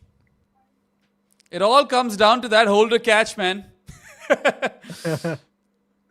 That's where this started. Or maybe the Kohli dismissal is where this started. Yeah, I don't know. I just watched it again. I just think he rubs the ball on the ground. Also, Jared, don't you think Venki looked a bit rushed there on that ball? Sorry, I was looking at the catch. I've got 9 screens going as always. Strategic timeout. 132 for 8 and 15 is where RCB stand. Yeah, so I thought they changed the... Yeah, he did look rushed on that one. I thought they changed the condition, Bayram. The law that said you had to be in control of the ball. I don't think you're in control of the ball if you catch it and then straight away your hand hits the ground because you're trying to make sure that your body is, you're not falling or anything. For me, that's not control. The second one, I think we could say it's a stupid thing if you're a professional cricketer to get up and push the ball into the ground as you stand up after a catch. But I think that was, my understanding was that was the law they were trying to get. That was the thing they were trying to get rid of. They were like, this guy's taken the catch and it was simple. And then for whatever reason, he's got up off the ground and stupidly put the ball on the ground. We're okay with that. He was in control of it. Whereas the actual catch, you might be right. His fingers were, he has monstrous hands. But the actual catch, you are looking at it going, he was definitely not in control of it at that stage. I think you'd have to take a bit of a wild swing to be like he was in control of the ball at that point.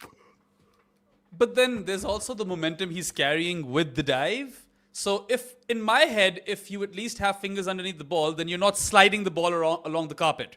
But I see what you mean as well. Yeah. Oh, Varun's gone. And we have a super chat that he won't be Do you want able me to bring it up? Yeah, bring it up. We've got Prabhan who says, should ICC Tour have IPL? Tournament. Oh, yeah. Should ICC tournaments have kind of playoffs like the IPL? I don't know, man. I know that a lot of people think that they should, but I kind of like the charm that knockouts bring to ICC tournaments. It brings everyone into the game, and I don't know. It's just random. I think you've got to come at it from 2 different angles. Do you want the best team to win a World Cup? Then I think you need something more like what the IPL has. But as Bayram has said, World Cups are set up so you have to win like 7 or 8 games in a row, right? And there is a charm to that as well. What I would say is I don't think the IPL's gone far enough. I don't understand why the IPL has like 1 second chance. I think that if I was running the World Cup or the IPL, I'd be doing a best of 3 playoff for the final, right? I'd make more money. I think in all of sport, because you see this dichotomy in sport, right? Where you have leagues and cups, especially in football. For me, the best team should always win the league. But in cup cricket or tournament sport, whatever, I like that random element of, the best team not always winning. And that's what knockouts give you. So it comes down to preference. Yeah, but what I'm saying is in a World Cup where you're playing 7 or 8 games, right? I think that's okay if all the games are knockout, right? Not all the games, but the later games are all knockouts because it's a short tournament.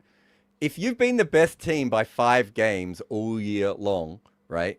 And you get to the finals and it's a one-off game, and then your opening batter first ball gets an iffy LBW and the DRS is like just on his side, just against his side, and then you get a freak run out and then a freak catch, or there's dew, or there's rain, or whatever, and you lose that game. It's like, well, then the best side hasn't won the league, right? So at that point, the best way to do that is be like, well, best of 3, right? We already give the IPL teams a second chance. Do you get that in the PSL as well? Do they have the second chance if you Yeah, come yeah. first and It's second. the same playoff kind of model. But what you're kind of alluding to is how the VB or CB series was modeled. It's how Test cricket was modeled. We invented this shit. Yeah. Americans have co-opted Test cricket for their leagues. And Packer did bring it in. You're right. That's how the old leagues were. That was the Kerry Packer thing. His whole thing was, the better team is more likely to win, and I make more money. Yeah. For me, that's a double win for the sport. There aren't that many times when you actually get something that is better for the sport that makes more money. True. I think I mean, all of American sport does kind of operate on that model, right? Where you have a best of 7 in Yeah. the major sports over there. But then, non-playoff season in American sports can get very monotonous, man. Yeah, no, there's problems with American sports too. Yeah. But we're talking about the playoffs. Yeah. Okay, so Rashid is bowling his last over. He's been phenomenal tonight. And they're blocking him out.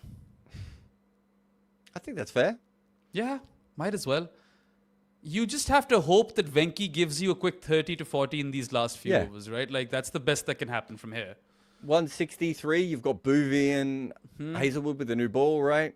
You know, you've still got chances.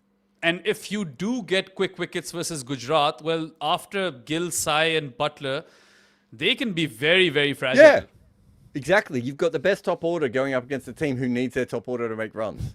Yeah. They do have Holder, though, I suppose, so it makes them a little bit deeper, maybe, than other games. But it's not like Holder's like a frontline batter, either. He's still what he is. So Rashid Khan ends with 2 for 19. Those are probably his best figures in this IPL season. Yeah, I think he's, as I said before, though, like I've got plenty of notes of him bowling well this year. I don't have his numbers in front of me. Let's have a look. I thought he had another game. Where are we here? But in economy of under 5? He took none for 25. And he took 3 for 17. Oh, so he has had a better game than this season. I think the none for 25 was great. I can bring that up. Let me bring up my notes. Jeez.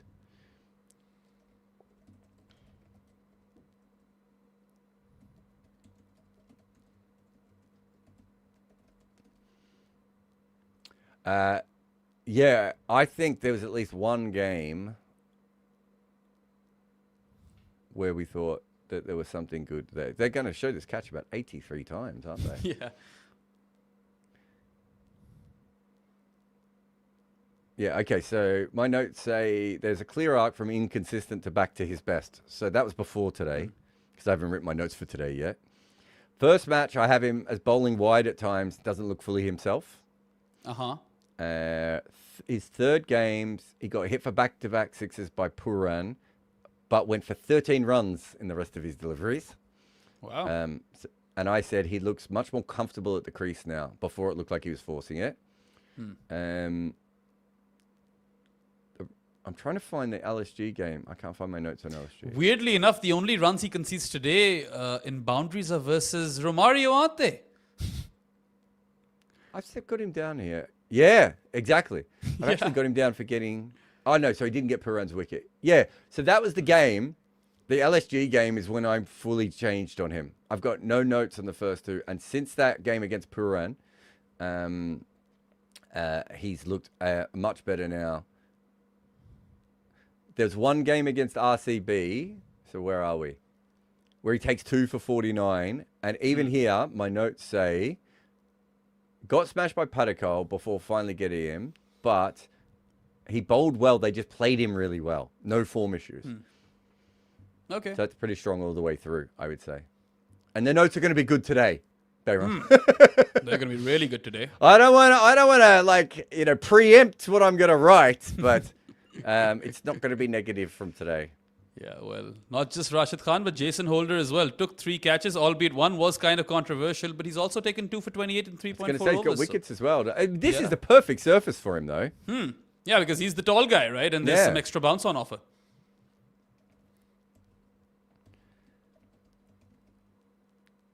Let's see if he can get a third. Just one ball to go.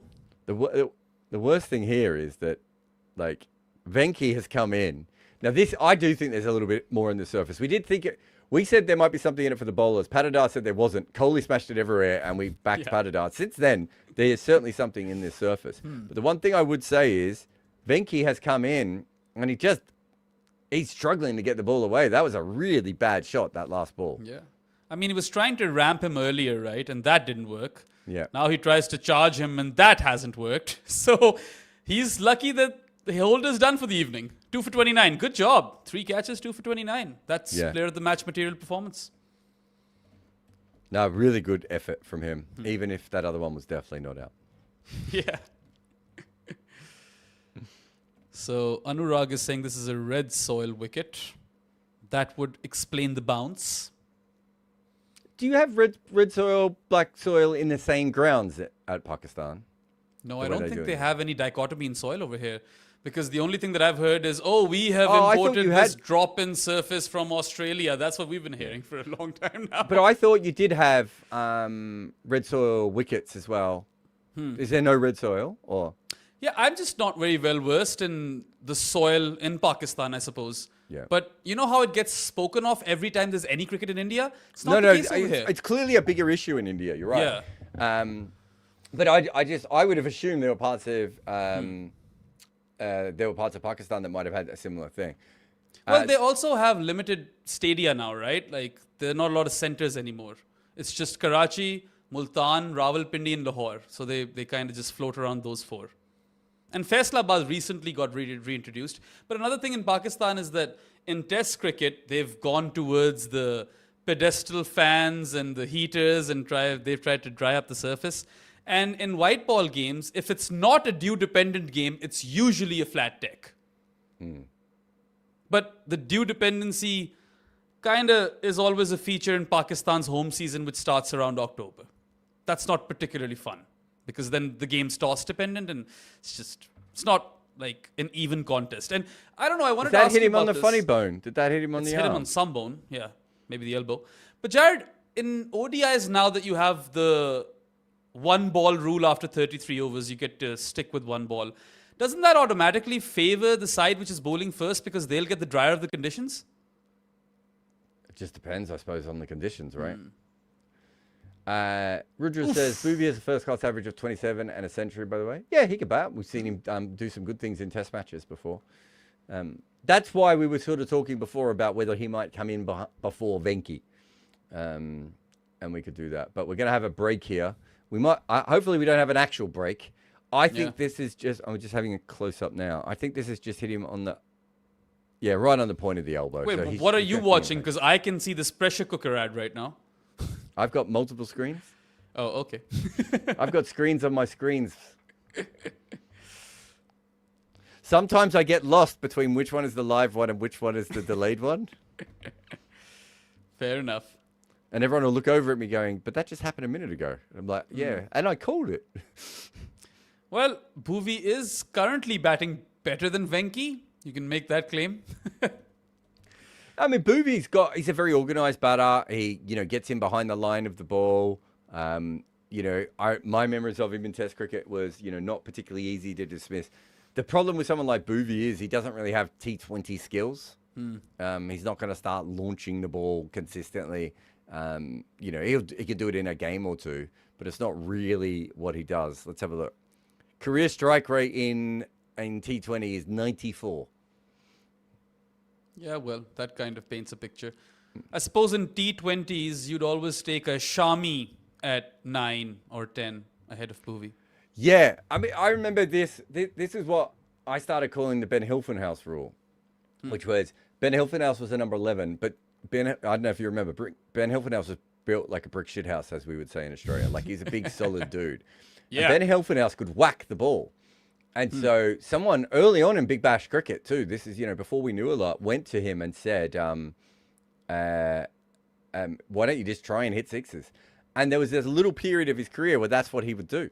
And he would just, he would come in like the 19th over, and sometimes he'd hit 2 sixes, sometimes he wouldn't hit any, and it works really well for him. That's so much more useful in T20 cricket than someone like Bhuvi, right? Who can't really score at the rate that you need him to score at. So it's the Liam Dawson rule, right? Liam Dawson's an all-rounder. But where do you bat him for England in a T20 game where he's helpful? The only time he's helpful is if you've lost 4 quick wickets and you need a proper batter to go up the order. True. And Boovy's probably not quite at that level, right? Venky's okay here, facing another ball. And This has got to be the over if there's some sort of a resurgence for RCB, right? Like, it's got to be the Arshad over. I mean, it doesn't look likely. It doesn't look likely at all. Well, maybe like one of those edged fours. I just want them to get to 160 somehow so that we have some semblance of a competition. Yeah, it'd be interesting to see if that actually, what that does. I suppose, as we said before, if they get the 3 early wickets, then it's open. But yeah, you're right. There has to be something going on here. Yeah, I mean, if they just manage 145, that won't do it. Even if they get those 3 early wickets.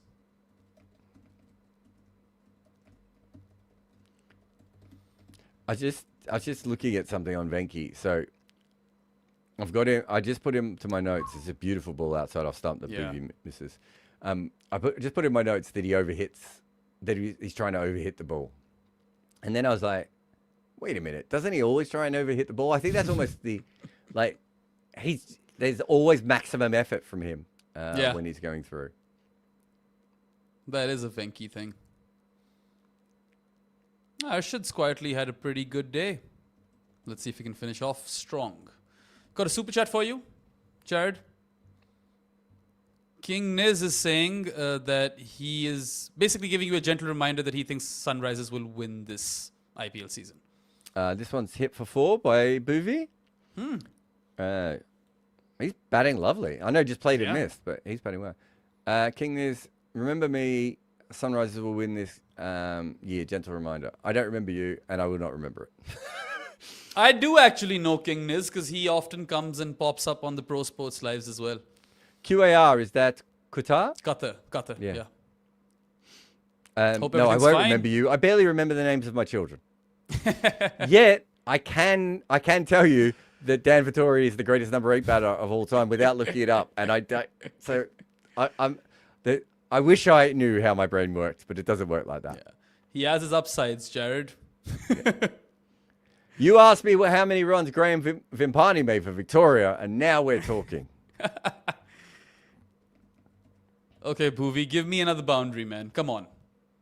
And then we can hope for a good Venky over.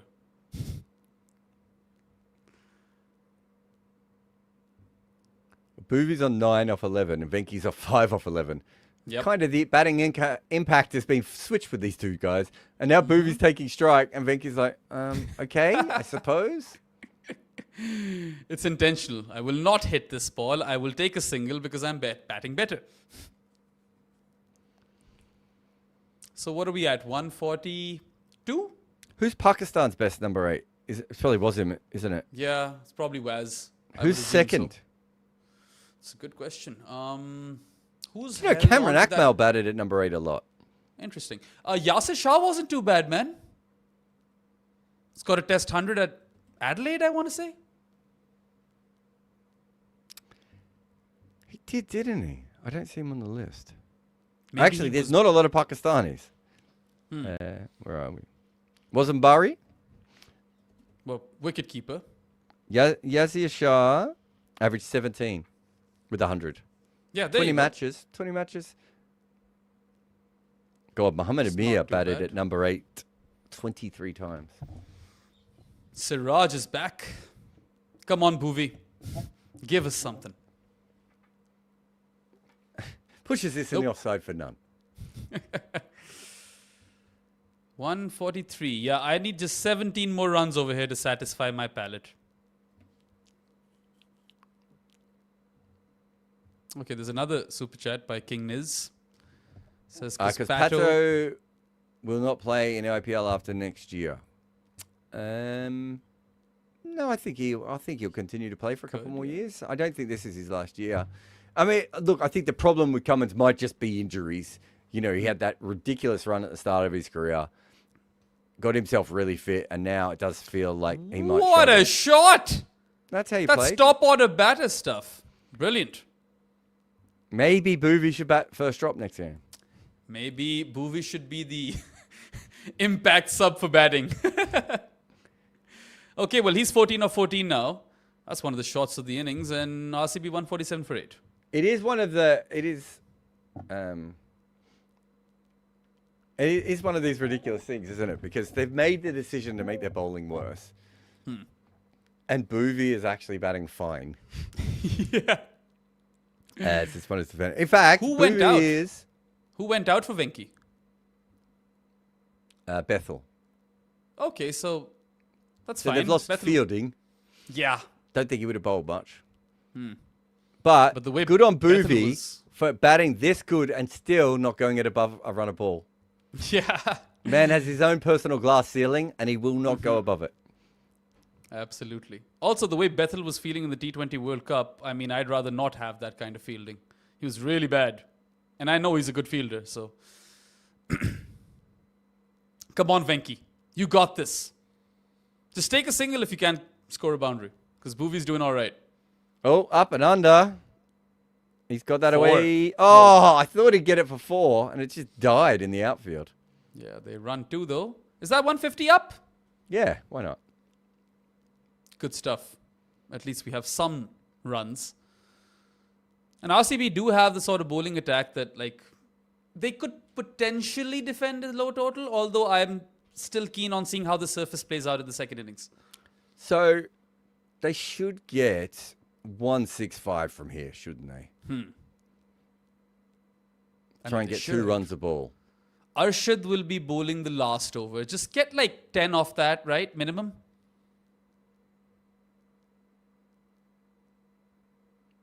Eight Romario off as the that. 5th bowler is a very good one that someone just brought up. Is this a beautiful strike from Venki? He's finally found a little bit of form out here. Yeah.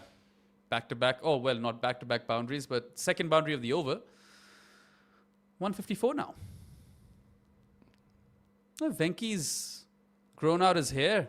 Yeah, I don't when he think I've came ever seen out, him in because this he's a sort of big hair. dude as well. I was like, why is Tim David back here? I honestly thought Yeah. my thing had gone because I saw the hair and the big guy, and I was like, Is this an RCB thing now? Patidar, Venki, Tim David, Krunal. Maybe they should hire you. I can't imagine Romario is ever going to have long hair. Nope. What would Virat Kohli look like with a mullet? Send us all your photos now. I think he could kind of pull it off. Have you seen Barber's new haircut? It's kind of a mullet, but not really. Why? He's got like these faded. What do you call these things, man? Like lines? Not lines. Bloody hell, it's an easy word. This thing, sideburn. He's got these faded sideburns that go Okay. up to his haircut, and the beard and hair have some blank space in between, and then his hair is going a bit further down.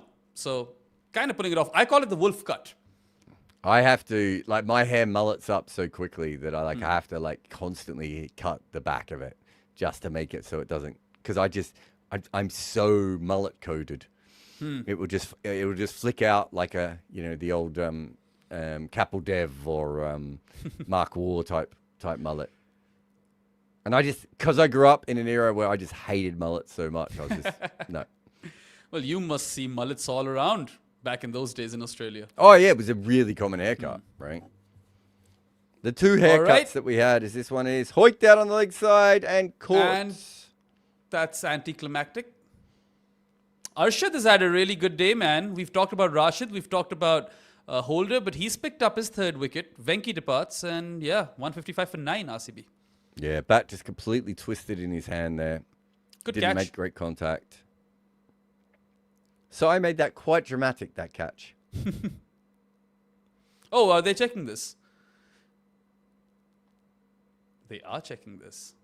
Why does it say back? Oh, it's okay. I read boundary check, and I was like, that. No, can't they be wrote boundary. background check. I'm with you. Yeah. It's a weird one. Why not just check? Like Why they're not- clearly checking it. So at the moment, the small screen is the catch, and the big screen is an umpire listening for a message about the catch.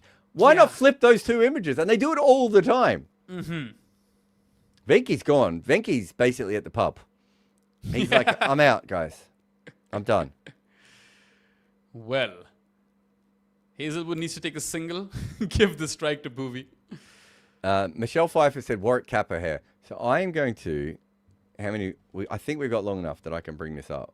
So there's an Australian Aussie rules footballer called Warwick Kappa who was famous for having this ridiculous mullet and then wearing the tightest shorts imaginable of all time. And then he could jump onto people's shoulders. Those are the three things he's kind of known for. And he became I think saying sex symbol is probably wrong. Cultural icon? Yeah. And he's like still famous today. I think he became a wrestler. He tried to become a stand-up comedian. Was that run out? What just happened? I didn't even watch the action. I think that's innings I thought done. they stopped. So it's a play and miss. And the batters, oh my God, they threw it to one end.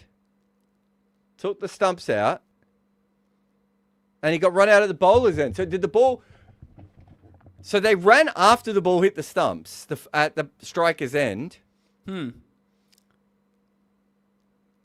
So then they have to uproot the stump, right? Like, if it's the same set of stumps. No. It was the bowler's end he was finally run out at, but I didn't see where the ball went.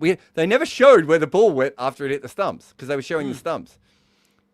I mean, Hazelwood's walking. Although it looks pretty close to me. He looks in to me. He might just be Marginally. Very close, marginally. One angle he looks out, one angle he looks marginally in. Yeah, you're right. That makes it more confusing. Yeah. We need a third angle. I still don't know how the ball got there.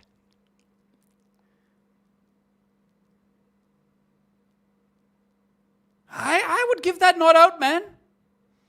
I think we should spend the next 20 minutes thinking about it anyway. And Hazelwood has walked off. So if he leaves the playing field, that's that, right? Nothing can happen then.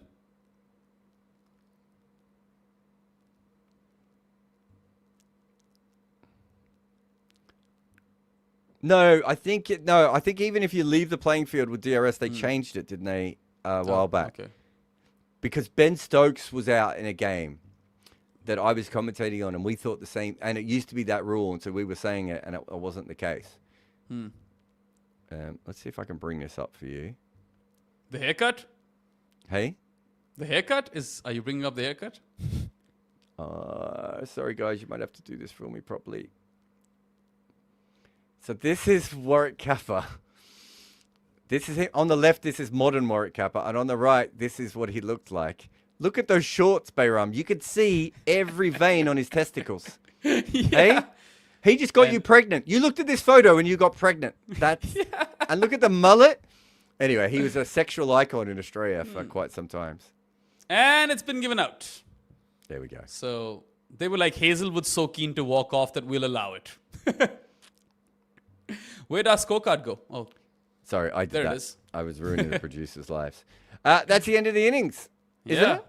Yeah, it is. Bowled out for 155 in 19.2 overs and should be easy for Gujarat, but let's see some chaos in the second innings, please. Yeah, we'll be back in 10 minutes. Before we go, just to see what the market says. The market says that Gujarat are where are we here? An 87% chance of winning this game. I'm not sure I'm that convinced that they're going to win it, but 155 is not a lot of runs. And we'll see you back here in 10 minutes' time for more comboxing. Yep. See ya. We love the game, but we love the stories. Fans have stories. Former players have stories. Journalists have stories as well. Combox brings them all together. The game lives on.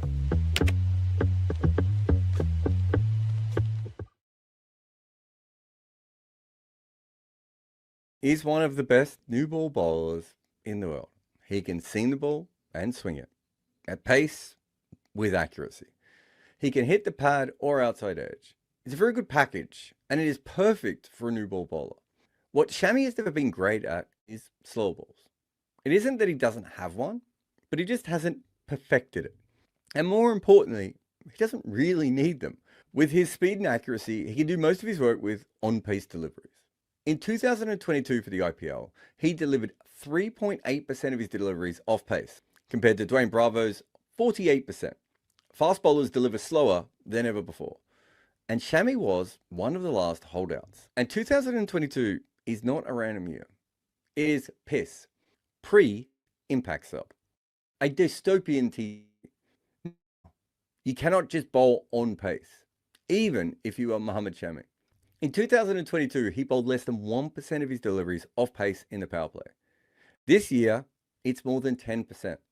Mohammad Shami is a different bowler now because the IPL is a different sport. Welcome to the Bowl Apocalypse. My latest book is The Art of Batting. It delves deep into how the best players ever made their runs. Get your copy today. Something was off early in the year. Everyone was talking about the runs being scored.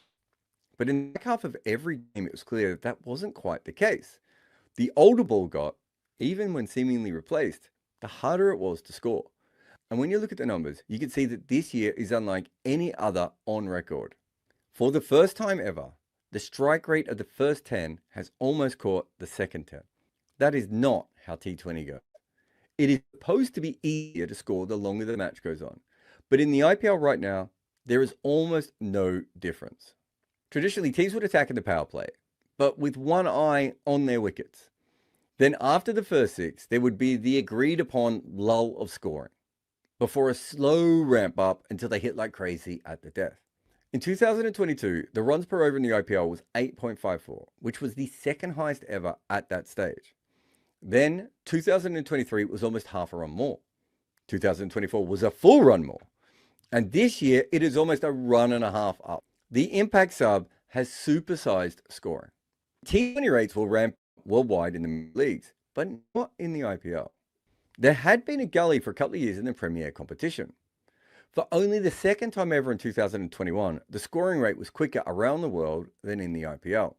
The 2023 season, the first with an impact sub, was a small jump. Like the players didn't quite understand it. And then once they did, it took off. And even as the other leagues have gotten faster, they are playing T20s. Shout out to the 100, of course. And the IPL is playing impact sub cricket. There is no other league in which this has happened. So even though a few other competitions have a curve, the IPL sits out on its own. In fact, the only league that is close is the PSL. But what is wild is that before the impact sub change, the PSL had outscored the IPL 3 years in a row. It was the fastest league in the world and the first to have 180 as a par total with their 9.2 runs and over in 22-23. And they've remained fast with 2025 being more than 9s as well. But the IPL has just launched itself into another stratosphere. And it starts at the start. This season, the average power play score is over 60. The first league to ever do it or even be that close to it. And while the change in RPO is clear in the overall match, in terms of the first 6 overs, that is where we are seeing it the most. The IPL has jumped away from the rest of cricket in this section. Worldwide has a nice curve going up, and the impact sub has juiced the IPL numbers to a whole different level. What we have seen in all cricket is that runs have gone up. Not because the pitches are so much flatter, or that the ball swings, seams, and spins less, but more because of the fact that on bad deliveries, the expected runs per over has gone through the roof. That is even more true in the IPL. Before, batters had one eye on losing wickets. Now, the impact sub means that every team has an extra batter. The stronger number 7 and 8 aren't the people making runs. It's batters up the order who are attacking more. We call this the Evan Gulbis effect, where an opener looks at the batting list and is comfortable that they can push hard. We usually see that the number 7 doesn't really face that many balls, but by being strong, there are simply more runs to be scored. On top of that, as Sanas Jayasuriya and Romesh Kalutwarana showed us generations ago, the new ball is hard and rockets to the fence. The longer the innings, the more damage the terribly made white balls take. They get soft. Put that together with the fact there are 5 fielders out, and the ball grips more off the surface later. So the perfect time to attack has always been just after the new ball stops swinging. So teams have always played T20 cricket with the handbrake on, in part because of their fear of losing too many wickets in the power play, and also because proper all-rounders are rare, so they often just don't feel like they can attack. In 2024, IPL batters decided that was no longer an issue. So with the hard ball and fielders in, bowlers have been massacred. How much? Well, perhaps the most stunning stat from the beginning of this season is that for the first time ever, the runs per over in the power play is the same as the rest of the game. If your team is 60 at the end of the power play, chances are they will make roughly 200. Traditionally, that would just be setting the base. Now it is almost projecting the ceiling. So many times this year, we've seen teams not cash in on great starts. That's this hallmark of this new kind of league. But this isn't just about the fielding restrictions, because the extra batter has meant that teams also keep going. For most of the IPL, the middle overs have actually slightly outscored the first 6, though there was a period from 2017 to 2019 where that flipped.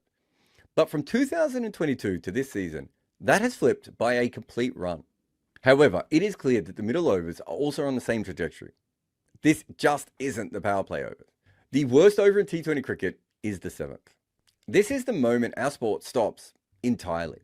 The bowling team doesn't push for wickets, nor the batting team for boundaries.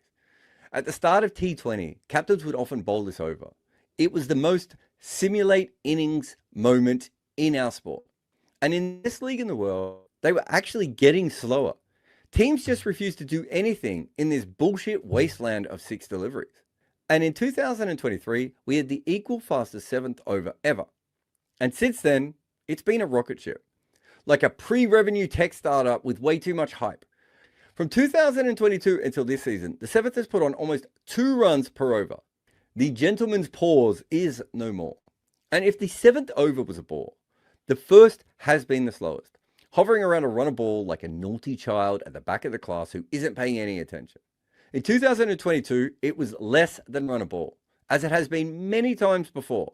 It is the dunce over of T20s. In 2023, we saw no change at all. But since then, things are crazy. This season, it has been at 9.5 runs and over. That is a 61% swing. But what is shocking is that the 20th over this season, we are at 11.7, meaning that the runs scored in the first over of 2026 are closer to the last over than they are to the first over of any year before 2024. The IPL has changed. The old world is rubble. But let's finish with this. Comparing 2022 with this season. In the power play, the difference is more than 2 runs per over, which is the biggest separation we see. But in the early middle and the later middle, there is still a clear separation. The game is faster in every way. Wait, no, that's wrong. There is one section that does not fit that. Because in 2022, teams made more runs at the death than they have this year. Even with the extra batter in the lineup, there is no difference at the death. All the change we're seeing is earlier on. When it comes down to pure slogging at the end, it was probably easier before, when top order batters kept their wickets in hand, while the middle guys were expected to get in before attacking. Now, everyone goes almost all the time, and by the end, you get batters in who aren't skilled, coming in cold. Now, this year could be an outlier. The ball has gotten soft a few times, and the slower balls are gripping a lot. But even over the last few years, the pattern we keep seeing of exponential growth has stopped when we talk about the end of the innings. The entire IPL has morphed into another sport, but the death has been ignored. Mohammad Shami has spent an entire career coming in to bowl with near perfect seam. That is exactly what he was trained to do, and few have done it more perfectly. But the world has changed around him. Now he might want to bowl with a perfect wrist, but the impact sub has broken the system, and so he is breaking his wrist to bowl a slow ball. His perfect seam is messier now. We're in the after impact sub era. For bowlers, the sky hasn't been blue since the change. Just that sick nicotine yellow that means another day of surviving things that should have killed you. They're constantly haunted by shells of their former lives in endless hellscape. Weirdly, the only time they feel at home now in their post-apocalyptic world is at the death. But the impact sub era has made all bowling death. Sometimes. Box where the game lives on. I'm your host Varun Alvakona, and I'm joined by Jared Kimber as always. And today's episode of Footmarks is on Welcome to the Bowlpocalypse. So Jared, you recently have written a piece. I don't know when this is going out and when that will go out. We should have confirmed. But you basically, it's a long-winded way of saying people are scoring quicker because of the impact sub era, and that's the end of the podcast. I think it actually came from something quite different, right? Which was I just kept watching these games where in the second half of games people weren't scoring quickly, and thinking to myself, cricket fans are smarter than ever before. But what they're offered is clickbait, lazy punditry, and SEO noise. Combox is for people who actually love the game. Smarter analysis, real conversations. Combox, the game lives on.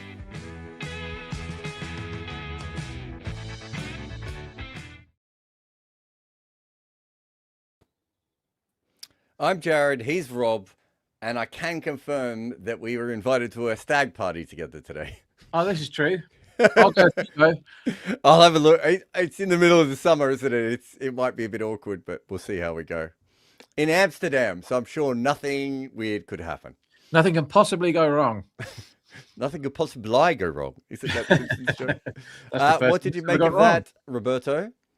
I got conned by the pitch when Kohli hit every single ball for half an hour. So did we, because we thought it was going to be a bowling pitch. Me and Bayram both talked about it, and then suddenly it was like, oh no, it's not. Because Patadar said it would be a good pitch for batting. I don't know if you saw that. No, I didn't see him say that. He was wrong, Rob. He was wrong because it was stopping, wasn't it? Because otherwise, why do you hit every ball to Holder when he stood at mid wicket and he's 7 feet tall? Mm. Yeah, I got. The thing about it is that Siraj and Rabada end up with quite bad figures, and everyone else is the best bowler in the world. Well, I was looking, and I in my head, Siraj bowled quite well, and then I looked, and it's like, well, you can't have bowled that well. Rabada got whacked early, didn't he, by Kohli? Arshad didn't bowl that well, did he? But his numbers say he did. And Rashid Khan looked really good. I've got no notes saying here he bowled spectacularly. He got he got the wicket that was probably not a catch, but yeah, I thought he bowled okay. He hits the pitch quite hard, and I think him and Holder both hit the pitch hard, and maybe that's the kind of bowler you want to be on this surface. Do you know what kind of bowler you want on this surface? Rashid Khan, Prasid Krishna. I think he's injured. Is that what it is? Because no one's told me. He's not in the impact sub list. If he wasn't, dropping him from the team, fine. Dropping him from the impact sub. Have you seen some of the impact sub names out there? Well, I guess they weren't going to sub a bowler in. Yeah, I don't know. I thought they dropped him after he got whacked in a couple of games. They did have bowlers listed on the impact sub list, though, didn't they? Okay. Fair enough. He must be injured then. This is a Syed Hassan pitch all day long. You absolutely want these two men opening, and you definitely want Josh Butler, but you don't want any of their other players on this deck, I don't think. So this is all about the first. Isn't that every single innings, no matter what pitch they play on? Yeah, but really on this one, because if they get past the ball that it swung a bit, only first over though, really. If they get past the first couple of overs here, I think they just have to front load like mad RCB and hope for the best, don't they? Talking about front loading, right, what's up, Rob? Long time. How's it going? Here's one for It's Rob. all right. Yeah. I suppose all Australians are born with mullets. Part of our national You do know identity. That. So. Oh, here Brian's here. Oh, that's a Party time. 4-way pod now. Hello. All right, so Chiru asks, is Babar going to make a comeback in T20 internationals? When did he leave is my question. Olympics, question mark. Can Kohli do the same for Olympics? Well, you have to qualify for the Olympics first. I think you need to be in the top 6, right? International T20I teams? I hadn't even thought about that. They'd be in the top 6, wouldn't they? Oh, they're in the top 12. Is it? How many teams are in the Olympics? Is it only 6? I think so. No, USA get in. Of course. 7. Mm-hmm. It's 8, isn't it? Yeah, might be 8. But yeah, I mean, look, right now the conversation is in Pakistan, I suppose, because Babar's been scoring runs. People, or his fans at least, would want him to even captain. Now, I don't want that to happen at all. And you can't Captain play what? both of The the Pakistani team. men's cricket team in Please T20 no. cricket. Yep. People are having those conversations, but I personally feel that even if, although I wouldn't go down the Babar route just yet, he's had enough chances, but even if you were to open with Babar, you can't open with Babar and Farhan. That ain't gonna work. You have to have some intent-build players with those guys for them to work. Yeah. It's just too hard to put the team together. But is he Steve Smithing himself? I think he still has some way to go to properly Steve Smith himself, but he's scored a couple of hundreds, and those have been decent hundreds. Like one was off 52 deliveries, so that one was good by Babar's standards. The yesterday one was off 57 balls, and there was a go slow after the power play. So, I mean, if you want to microanalyze, there are still some holes, but he's whacking spin, which is new, I suppose. Yeah. He generally does not look comfortable taking down spin, and he's been using his feet. So, Boothby matches up very well to 2 of the top 3 and not so well to the other one. Was that Rob that went weird? there? 7. Yeah. Hello. No, it it's fine. happens to Rob Rob time to time. It sounded like Yeah. Rob Robotic. was just briefly on a plane. Yeah, sometimes he's underwater. Just weird things happen with him. 67 for 4, Gillies. 6-7. 67 for 4 off 66 against Boothby. Butler has faced 101 balls from Boothby, and he's got him out 8 times. That's a lot. Wow. That's a lot, And Rob. Sadharson is 45 for none off 37. I'll do the Hazelwood ones when he bowls, but here's Booth. It's going to swing. Kumar, 156 required of 120 balls, and first ball is a single. Dabbed on the offside. Is he the purple cap holder right now, Boothby? He needs a wicket. Oh, he needs a wicket. I don't know if you can do this, Rob, but Hello, mate. You all right? You scally. There you go. I think Divvy, going on? Scally, and what else is there? Knobhead. A Ah, can you of Coke. knobhead. A can of Coke. isn't it? It was it. I want a pack of crisps and a can of Coke. Isn't that the famous one? That Yeah. is it? Was there an actor who said that and it went viral or something? I don't know. Did go viral. Yeah. I Definitely. think there's a Viral. guy on Instagram who keeps asking Hello, mate, people you all right? randomly. They also pronounce chicken really interesting. It's like chicken. That's Oh. right. Yeah. Oh, unlucky. Inside edge, Oh. past the Yeah. keeper for Puts him 4. in Good half. bowling. Well bowled by Boothby. Solid ball. And Gill is off the mark in an interesting fashion. He'll take the 4 runs. I mean, that gets him out a lot of times, that ball. No, I need to update Streamlit. I've been too lazy. Was that off the bat? Yeah, I think that was Yeah. inside That edge. is. It was Jimmy Carr apparently who had the clip, according to Vignesh, our producer. Who Okay. I met Jimmy Carr in a bar once, and I said, and I don't particularly like him, or I don't particularly care for his comedy anyway. And I said, "All right, Jimmy," and he looked at the floor and walked past me. There's my Jimmy Carr story for you. I mean, in some ways though, that's the way you deserve to be treated. That's I how I think- felt when I first met you. What a prick! Aren't you Oh, a bang. Liverpool fan? What a shot. Oh, has that gone all the Inside way? out, up over the covers for He might 6. have. That's a ridiculous strike. That's good. So, you That's know, this wow. the boundary ropes on this stadium annoy me because they needlessly bring it in. Not It's if you're on so 6 in the small first on this over, ground, man. isn't it? For no reason. Vignesh is scolding Varun in the private chat not to. Yeah, fuck I didn't around with change the layout. layouts. I changed the Every layout time- because the scores weren't on Stop and the it, cricket had Jared. started, Yeah. guys. Yeah, not everything I is like- my fault, Vignesh. I like the scoreboard though. It looks Most really things cool. are. Yeah, it is Yeah. pretty The neat. scorecard does look Ooh. really cool. Fucking That's hell, a this is ball. good. Boothby thought he got him then, but he didn't. Jeez, I Squared think him it up. might have been too good a ball. Yeah, no, they did a great job on the scorecard. Thanks to everyone who was involved. It, This is a fun question, Jared. Would India trade Abhishek and Arya for peak Shaheen if they are confident they can fix him? Both? no. Maybe one. I Yeah, think you trade one. I of would them. trade I would trade Arya and Prab Simran and wait, let me find a random no, Oh. Rahul Tripathi, who would be Pakistan's best bat. Let's say Um, Ramandeep, Jared. Let's add Ramandeep to the. and Ramandeep for They Shaheen. could do with the Ramandeep. With the peak Shaheen, I would. So leading edge for Sai Sudarshan. It's a good first over thus far. They really don't even need to accelerate. They just need to bat. Easy. They just need to be themselves. Yeah, essentially.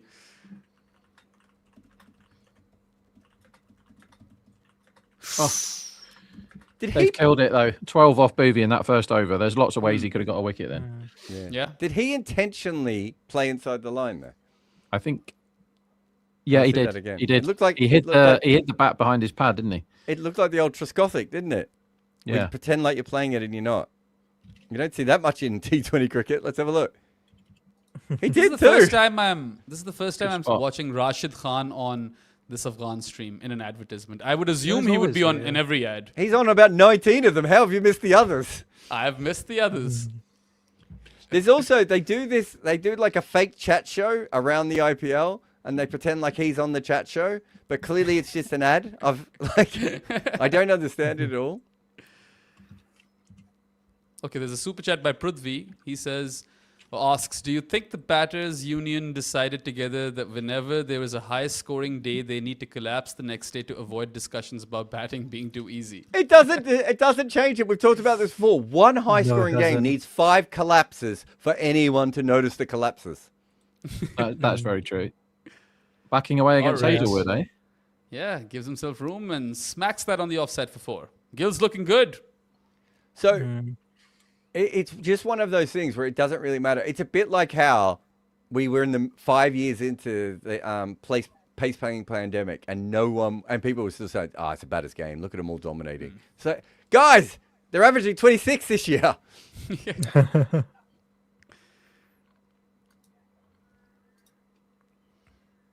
So Yash Kansal is saying Yeah. IPL winner versus Pakistan national team. Who wins? IPL winner, no? IPL winner? Yeah, easy. Yeah. So like, let's say RCB versus the current Pakistan. I was team. going to say, I'd back RCB. Lucknow could beat Pakistan. That'll be a good game. Fucking Lucknow. Better So- bowling Boundary. attack. I'd back Punjab versus Pakistan. Punjab, obviously. What are you Punjab are talking number about? one No, right now. I'm just going through the list, dude. I'm going through the list of teams. I went to the shittest team. Oh, okay, yeah. No, I don't think Lucknow would beat them. Come on, that's a bit too much for me. The bowling attack. Oh yeah, that's true. But Lucknow don't have any batting, I guess. Yeah, it is true. Depending on which Pakistan, they don't have batting. Oh, Pakistan probably beat KKR, don't they? Yeah, maybe CSK as Maybe. well. Yeah, if CSK is not in form, I can see it. Well, what a game it would be watching Bubba and Gaikwad go up against each other. Hey, how do we get this to happen? It was a stoppable force versus stoppable force. What's the all these people complaining about, why don't we take all the slowest batters from all the leagues in the world and just have one league where 143 is par? What is it? Gujarat is what Pakistan are aspiring to be. That's their dream team structure. I mean, in the European League that's about to happen, hopefully it does, there is a team called Antwerp Anchors. So, Oh, nice. What? yep, Antwerp Anchors. Do you know what the Edinburgh team is? Oh, what a hit! High in the by air. That's Shubman a Gill. 6, isn't it? Minimal. Yep. Yes, it is. Oh, Gill is in mood today. What a start for Um, Gill. My favourite thing, by the way, the old 6 in first 3 overs. Yes, I'm on that today at 80s. and they've hit one in the first 2 overs, haven't they? Yeah. Okay, So that'll be everyone. nice. I may be in the pub before the end of the power play if there's a 6 in the next over. Is this a large investment? It's enough. Yeah, it's enough for me to be in the pub before the end of the power play. I haven't had a drink for ages either. I haven't actually been drunk in 2026. Oh, wow. Yeah, I'm not sure I have actually. Maybe I have. just too much I don't work. think I've ever been drunk. Okay, we're going to fix that when I see you, Varun. Actually, same for me. Fuck. You mean you haven't been drunk this year? Not you've never been drunk, as this one is slashed away for 4. Oh, that's a 4. Yes. Gill is 29 of 9. Damn. Actually, I take different that bit. back. I have been drunk once this year. I don't think RCB is going to win this, guys. It's looking Well, this has less been likely. some over, right? 3 4s and a 6 in this over already? Still can't Yeah. get my head around him being 29 of 9. When did like that doesn't make my head can't handle this. It's the freak gear, Varun. How does Gill have it? Damn. So 4-4.64. It's one of the worst overs that Hazel was going to be bowling in this tournament. By the way, like this year's orange cap has fucked with my brain. Oh wow! Another God. one! Oh This my is a god, he's a signature. 35 of 10. That might ruin Signature Baron, though. aerial. Oh my god. Sai's been doing all right with the 6 hitting, but he tends to be in a fair bit longer. What's going on here? You needed, Boothby you and needed a Hazelwood. single there, mate. I'm sorry, you needed I a went. single there. I had the one that got away this tournament was when I was on Rajasthan at 40s, and I backed it on every account I could get my grubby little mitts on for as much as I could. I was like, it can't be 40s. I don't think it can be 10s, and just pummeled all of it. And that was the day that Suyavansha hit like a million 6s, but he just couldn't get striking that third over. Jarrell blocked it out. Never mind. It's all forgiven if they hit a 6 in this over. What the hell is happening though? Booth and Hazelwood on a pitch that was definitely stuff. tricky, and it's 36 Jared, for none off 2. This is what we get, Jared, for not picking Gill in our second 11. Yeah, we didn't pick him in a second 11 of Indian players Oh, in T20 damn. cricket today. That's a spoiler. Well, this In Gill's particular defense, we aerial didn't flick pick for Jaiswal either. 6, even in his hardcore anchor days, he had this flick for 6. Yeah. 4. Four. Whoa. Not the fours, Another one. the sixes, lads. You needed that to go to the sweeper. Gill is on. Who'd have thought you really want Gill on strike for your sixes in the power play? Yeah. I mean, what is Grizzly, he, I wasn't 35 drunk on off 10? Yusuf Pathan highlights. I was high on Yusuf Pathan highlights. He was high on Yusuf Pathan when Yusuf Pathan sent him a lovely little voice message afterwards. Yeah, that was fun. Well, that's a bit of a... Well, they've got only 2 lucky boundaries, right? Everything else has been timed. There's the Oh, single. then Shubman. I've never thought before that you need a single to get Shubman on strike for more sixes, Rob, but... What's their net run rate, guys? Loads. Plus 0.6, I want to say, or no? Oh, you mean for the tournament? Yeah, it's bad, right? So Good point. that's clever cricket if that's what they're thinking about here. Good point. Yeah? It is minus 0.475. I don't think it matters though, because Sunrisers Rajasthan is so good. Oh, Oh! I thought he hit What happened that. there? So Who do even you if think they hit GT it? win this, they'll only be on 10 points after 9 games, and Rajasthan and Hyderabad are on 12, so they'd still be on 5th. Yeah, Are they and thinking they've of got a a bad review? net run rate, but they also have Punjab, Rajasthan, and Sunrisers to come. So they do have their future is in their own hands at a certain point. They are reviewing this, and I do think he hit this, Rob. Yeah. Really? Bo- I thought it Boody was a was bit of a- really sure, wasn't he? Yeah, so was Kohli. I need to mean- start sleeping. It deviated. No sound here, so don't know. But Yeah, the fielding team seemed very sure to me. Let's have a look. Mighty Delight. close to the bat. Yeah. I'd be surprised if he hasn't nicked that. No, I don't think he has. I don't know. I can't tell from that. I don't It think is he close, has. though. I don't know. Could be a feather edge. It I definitely don't think- moved after it went through. So it's either late swing or It's an a edge. flat line. Flat line. There we go, Rob. Yeah. You're still in the game. Where have you seen the flat line? Have you got a quicker stream than me, Varan? How on earth Dead is in the that middle. Yeah, it's right in the middle of the screen right now. The Come on colour then, coding Shubman. isn't great. 3 more chances. If it's Suyavanchi, you're like, well, I'm definitely going to get one because he's got 3 balls. Yeah. Here we go again. Booby's in. And Oh! didn't even try and hit a 6. And it went nowhere.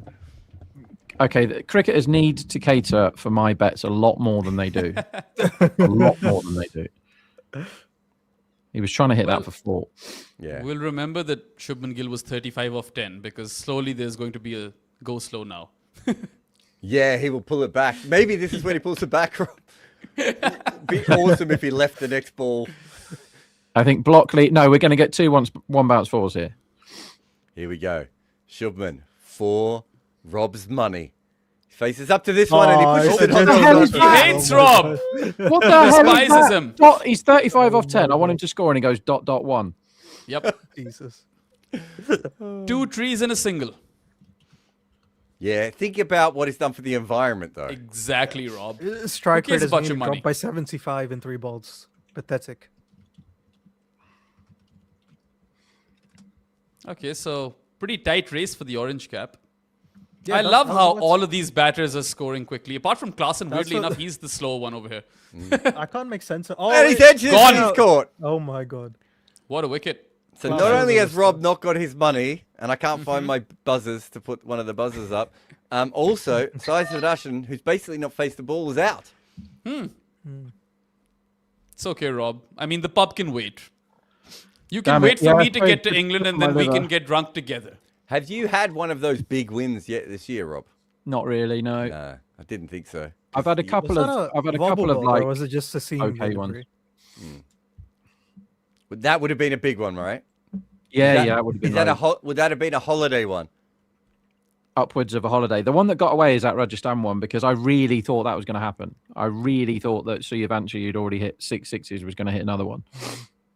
That one, you don't really fancy Gill and Siddharthan when you want a 6, do you?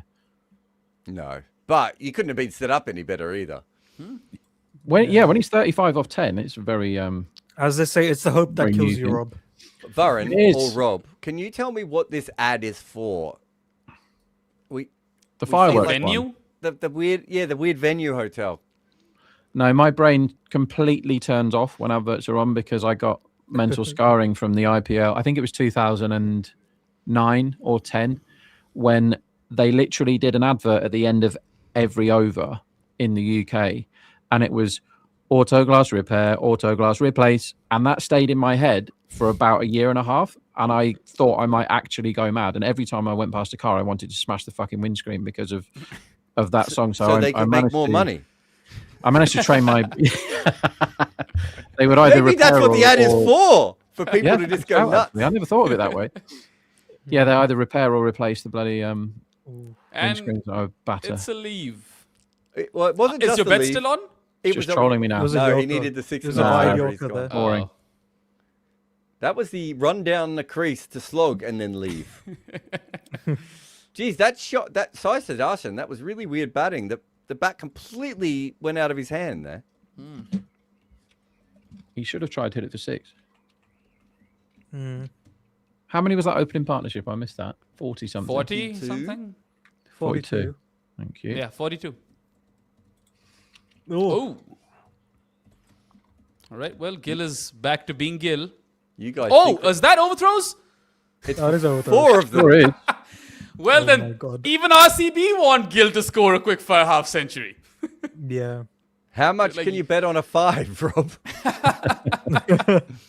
Yeah, we don't. We nobody offers 5. I don't think. Well, like Ladbrokes probably do it 10 to 1 or something. Do you know what? Like 1-5 in a game. That's a good one. We could do that. Don't you think that's a really good bet? Yeah, Because there'll be numbers. There must be teams that do fling the ball around more than other teams. Well, it's definitely not the first one this IPL, is it? It might be the third. 3rd or 4th, I would say. Yeah. I've actually seen Ooh, I this need to happen check twice this. in two games now. Yesterday in the Yeah. PSL and tonight. So that's back-to-back 5s. It is a shame that the grounds aren't big enough to just have all run 5s anymore. Yeah. I would have loved to have seen a T20 game played at the old MCG with the boundaries out. And just be like, good luck, everyone. Butler's off the mark with a single. I remember Graham They're going to Hick, bore us. Graham Hick hit a 6 at the MCG. I want to say it was off Gavin Robertson. And it was a pull shot. And I think it was the first genuine 6 I'd seen off a slow bowler at the MCG square of the wicket that went into the crowd. Like I'd seen them over the ropes, but I'd never seen anyone actually put it into the crowd before. Then they moved the grandstand so it became a little bit shorter. But Oh, by the way, I have a random question. Which team in the IPL have conceded the most 5s? I mean, It'd just be a guess. Now, who has have to be got Delhi. the? Well, Kevin Peterson played for Delhi quite a bit, didn't he? And he always threw at the stumps, didn't he? Every time he got the ball, wherever he was, he threw at the stumps, even when he was batting. I'm trying to think of other players that would do it. You need like people like Peterson that are natural idiots. Stokes probably hasn't played enough. No, Well, sorry, I I'm mean teams, gonna- not players, right? Yeah. yeah, Yeah, I'm but I'm just- trying to think what teams they played for. So he was Yeah, fair. Chennai and one of the fake Chennais, wasn't he? Chennai 2 or Chennai 3 he played for, didn't he? Oh, Is And this there's out? another Was one. this dropped? Is that No. a he drop? dropped it. he didn't he hit dropped that, it. did he? We'll find out soon enough. Oh, think he did hit Patidar makes that. it look like he hit it. So Rob, Abhay is saying Betway offer first ball 5 off the bat, usually at 100 to 1. That's a Yeah. terrible bet. That's the worst bet I've ever seen. That's a terrible bet. That's just stealing money off people. And Yeah, he hit it. I don't. That was Yeah. Oh, dropped. he Oh. did hit it. It's a bad Enough drop. chance. It's really So bad technique as well. Come on, Bayram. That's not a tough chance. He's got a overthrows- massive pair of gloves on. I didn't say it was a Also, tough grinds chance. my I said gears it's Oh, when not a sorry. tough play the chance. scoop shot to anything that is in your Just do that. What's wrong with doing So- that? Overthrows and a drop in the same over. Not again. Let's see when Rob combusts. It's a Well, he's 6. about to because there's a 6 now as well in the 4th over. 6-6, no 6-6.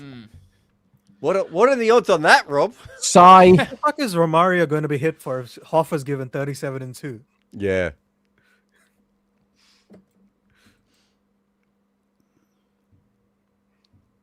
Is Romario the 5th bowling option? He is, Well, yes. Venki might be the And fifth Venki is bowling the option. 6th. No, Tim David might be the 5th bowling option. Oh my God! Can we get a David over? We Do need you know it. the funny thing is, this is the time that Bethell was most likely to bowl. Yeah. Though Gill is unbelievably good at spin, so No, I just mean like if the game's finishing, Yeah, you just chuck it right-handers, to your yeah. overseas player and you don't give a shit. that's true. That's got to be run out. Oh my God! Oh my god, is That's really bad. That's Virat too. I Yeah. think what happens there is, I want to see this again. I think his knee got stuck in the turf. Did you guys see that? Either that or it was the towel that fell out. But the ball went out into the offside and he runs towel over came out, I perfectly. think. Come on, not Samadhu. This is Gujarat. It's never going to Yeah, go. what's the Oh, towel? Yeah, he should have. What's their 5th option? No, I think it's saying the only good news about the 5th option is they'll only need to bowl 2 overs since it'll be They- done in the 14th. With Gujarat, come on now. If you think, well, if they bring Romario on early enough, we might get it done quicker. Yeah, but this is Gujarat. They'll never finish it quickly. I think Where's Butler wants to slog Romario. Where's the extra bounce at, man? That we saw in the first innings. Do you know what we need, Jared? We need a Venki Pfeiffer. That would be incredible. And then next year he goes for 35 crawl.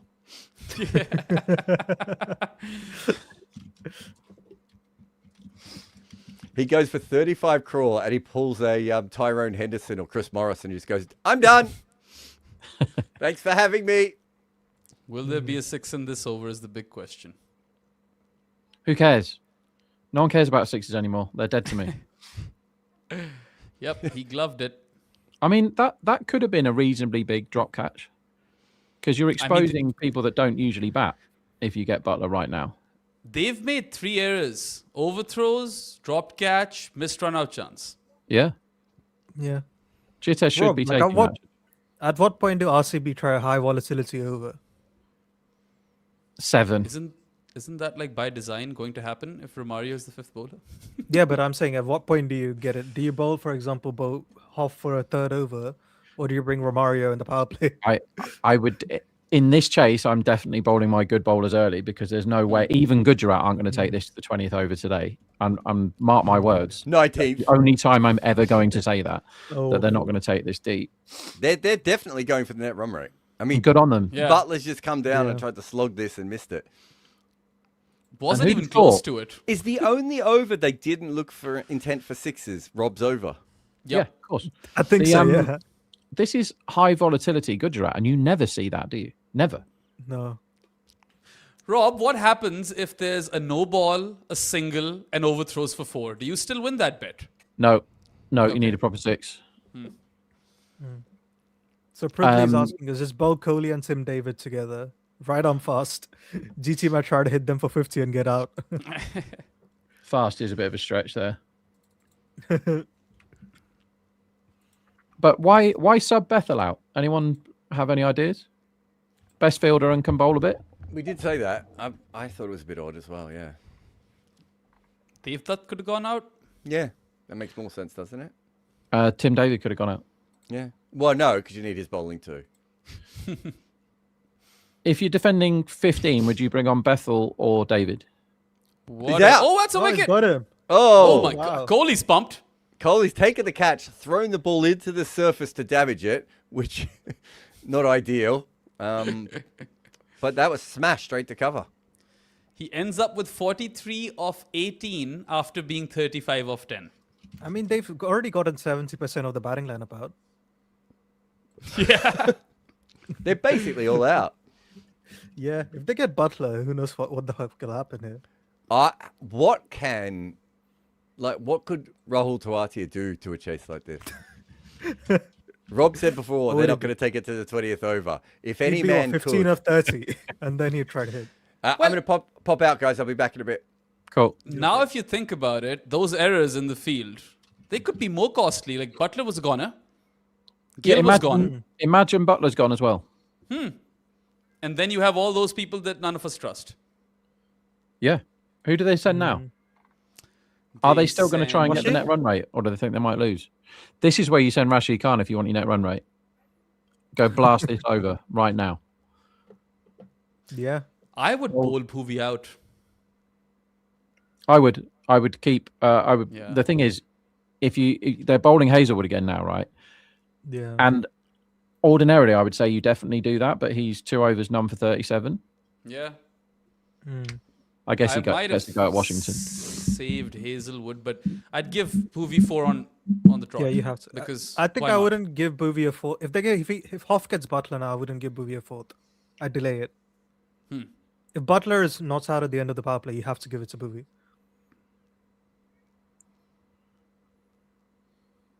Okay, let's see what Washi can do. Oh, it's his Butler. And it's a Cut away single. for a One. single. I think they're not going to go for net run rate anymore. They're just going to get the W. We're going to be bored to death. I mean, I would always let Rashid Khan bat for this team, but this is one where I would definitely do it because they're going to win anyway. They are not more than 90% to win, right? So when you're more than 90% to win, you can start thinking about net run rate and burning wickets. And if Rashid Khan's not allowed to bat anyway, like he doesn't in all the other games when they could do with getting a net run rate boost, today's the day, right? Because even if they didn't think net run rate was a thing before, which they absolutely should have done, look at the table. There's loads of them that could finish fourth. And their net run rate is crap. So get on with it, lads. Anyway, here's Hazelwood versus Washi. That's a misfield. And it's a single. And Romario nearly let it go as well, I think. He looks like he's hurt himself. I'm not quite sure what happened there. He went through the first fielder. Actually, it went wide of the first fielder. And then Romario All they did slipped. without his high quality 4 overs of bowling. If It was goes on. nearly comedy misfield for 4 there from Romario, but he just about stopped himself. Mm. Well, Kohli's feeling things. Yeah, he's pumped up today. Yeah, love to see it. He came out with the intent, didn't he? Yeah, 5 consecutive boundaries versus Oh. KG. Is that a wicket? Oof. Nah, playing a miss. That's proper Hazelwood, that. I need a wicket over here to make this interesting. And it has to be Butler. Has to be Butler Butler. usually bosses Hazelwood. So he's bowled 72 balls before today at Butler, and Butler is 124 for 1 against Hazelwood. Damn. That is winning the matchup.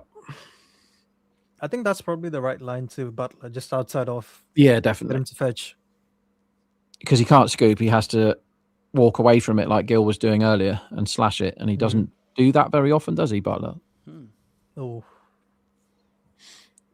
I'm going to take a nap. Blocking. yeah. This isn't going to be done in the 14th over. This is probably going to go to like the 18th over, isn't it? It's Gujarat. It always goes to the 18th or 19th.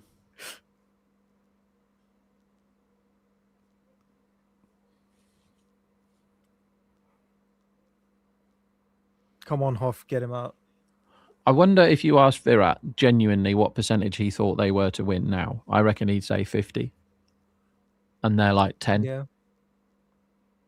Is that... Oh, just over. it's a 4. Actually, it was it hit way better than I thought it was. Same. You know, like, goes for a pretty That's comfortable right in boundary. the slot from Hazelwood, though. That Way too full. That's just where he wants it, isn't it? Yeah, you Didn't got have to to keep do it much good to get length, the full. back of the length outside off. Not that's too full. Shot, though. Yeah, Really good shot. Do it again, Joss. Last ball of the power play. Gujarat 63 for 2. Can they make it 67? Can they make it 69? And it's a Can they six. make it Baboom. 69? Yes, they can. Bloody hell. Yeah, game's Oh, done that now. one. Yeah, 6 over long on. Booby Thank you now. very much. for sure. You have to bow Booby now. Is this Hazelwood's most expensive spell like ever? He got Must whacked be some early second game, IPL. didn't he? Yeah, was it Viber? Yeah. It might have been. Yes, you're right. Yeah, the kid took him Was. apart, didn't he? 2 for 44 that day, but was that 3 overs? I'll have to look that up. No, 4 overs. So he pulled that one right back. So he could be easily going for more than that if he stays on. How many has he gone for already? 49, I reckon. Oh, bloody hell. Yeah. Okay. Yeah, because That's got to be his worst 3 overs. Bhuvi is 2 for 20 in 3 power play overs. He's actually done all right after that poor first over, which wasn't poor. I mean, one of those boundaries is an inside edge for 4.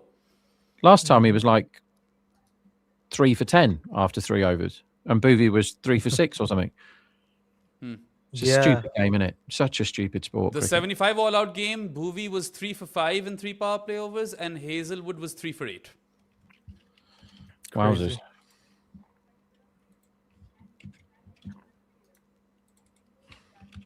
85 m 6, that one. This is his most runs he's gone for in the power play. There is a Rajasthan Royals game where he conceded 38 in 2 overs. Are we talking just the IPL or like ever? I'm just saying IPL, yeah. Okay. Probably All holds. T20s, I can check. Yeah, Yeah, holds for all T20s. it does. It's been taken apart. Bent neck Suyash is in. He's got the Karate Kid bandana on today, which I'm a big Yeah. fan of. I like his bowling as well, actually. You could be rocking the bandana, Bayram. Could I? Why not? It's got I the did hair. wear it once. I went to this, you know how sometimes corporate events are like Survivor Series, where you have to go and do obstacle courses across an entire city? Well, they had that in my job in No. Toronto when I was going all I'm sorry, across what? Toronto doing these weird things. You're going to have to explain this, Bayram, because we so- don't know. We don't know what they are. Okay, so it's like a competition in which you need to finish different obstacles across different parts of the city. And mine was a corporate event. I'm sure this happens otherwise as well. And that's the last time I wore a bandana. I did rock it that day. There's a 6 down the ground by Butler. Wow, hitting. Yeah, well, they're in a rush.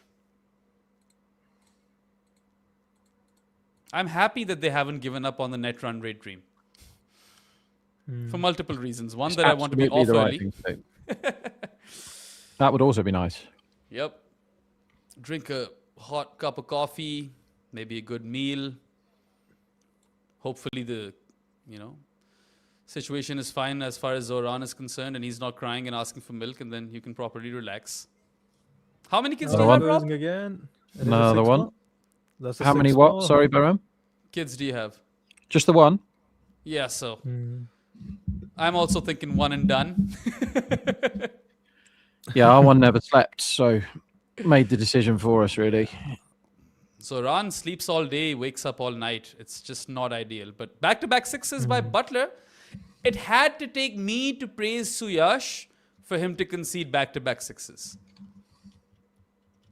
To be fair, he's missed his line or length a few times in his spells.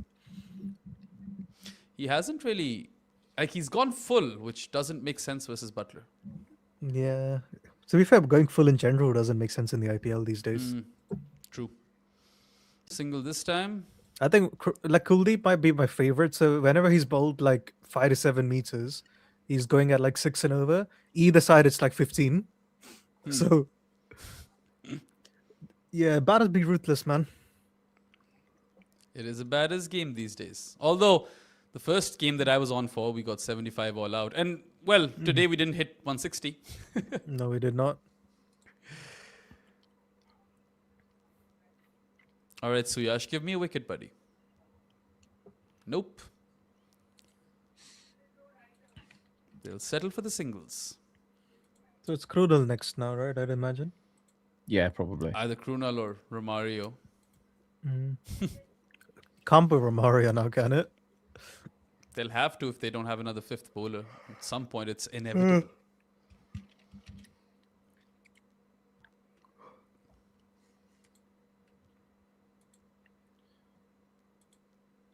To be fair, he might be the most likely bowler to get Butler out. But the question is, how many runs will he concede before getting Butler out? Yep. Anyway, there's the strategic timeout at the end of 7 overs. Gujarat are 86 for 2, so it's pretty much game, set, and match. The AC DBS Dolphin has been on throughout today because it's gotten quite warm over here. Where are you, Bayram? So, Islamabad. It's not as warm as Karachi or Lahore, but it's still like what we had. We were at 33 degrees, I want to say 35, which is very hot for you. You're an Englishman.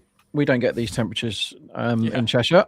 But although the sun has been out the last few days, and it was out today, which is it was really unprecedented.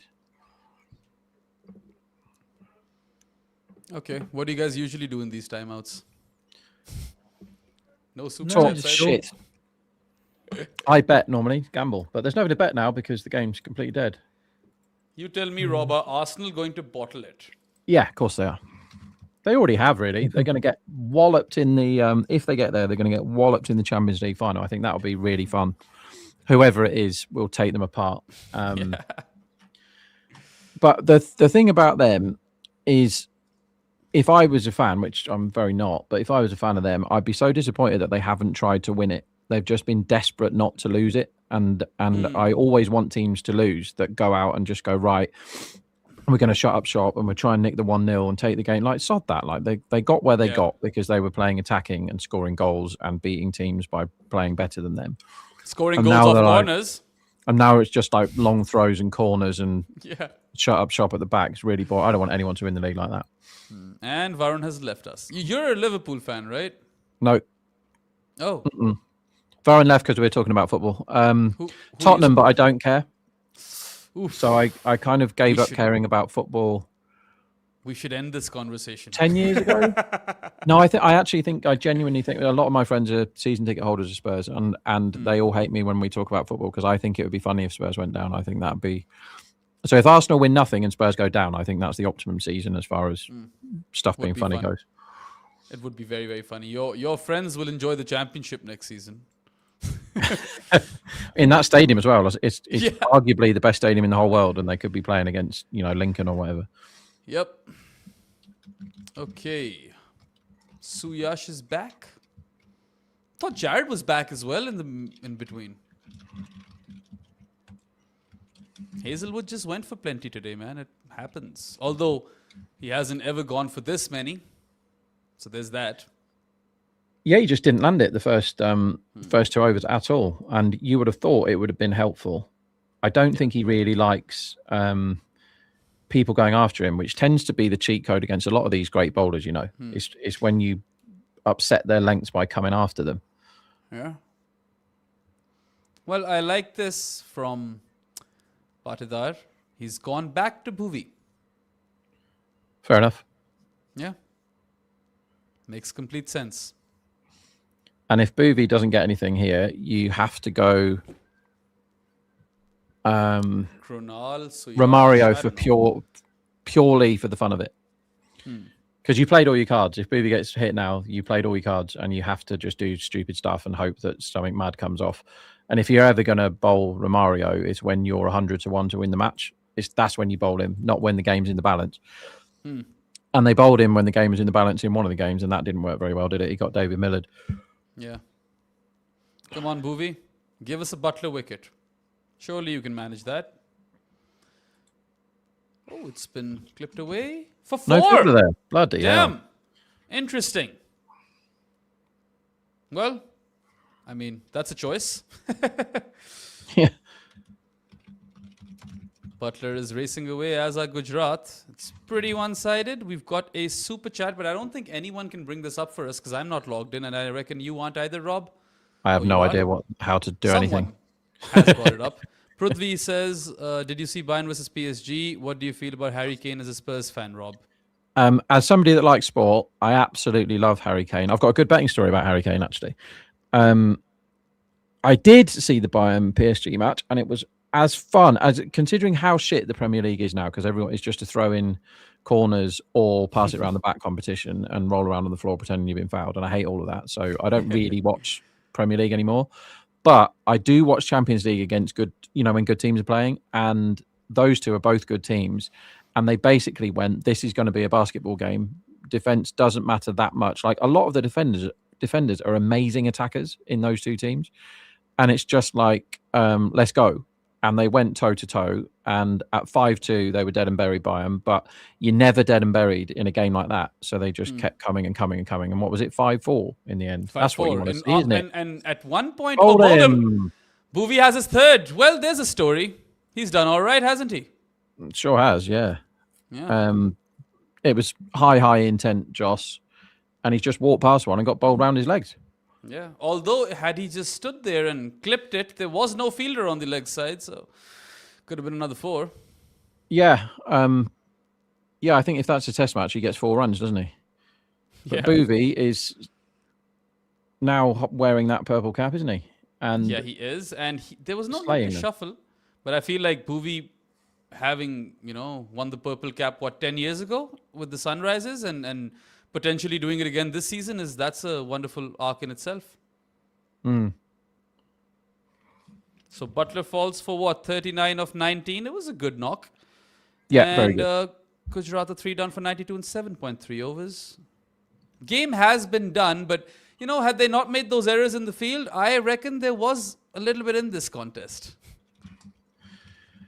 Yeah, I don't know what happened with the pitch because you can't put it down to Jew straight away at the start of this innings. Nice new ball and the best 2 operators to bowl with it. Smooth operators. Jared's back. Nice. Just been doing a bit of karaoke, have you? Operators. What songs do you two do when you're doing karaoke? I assume Jared runs for the door.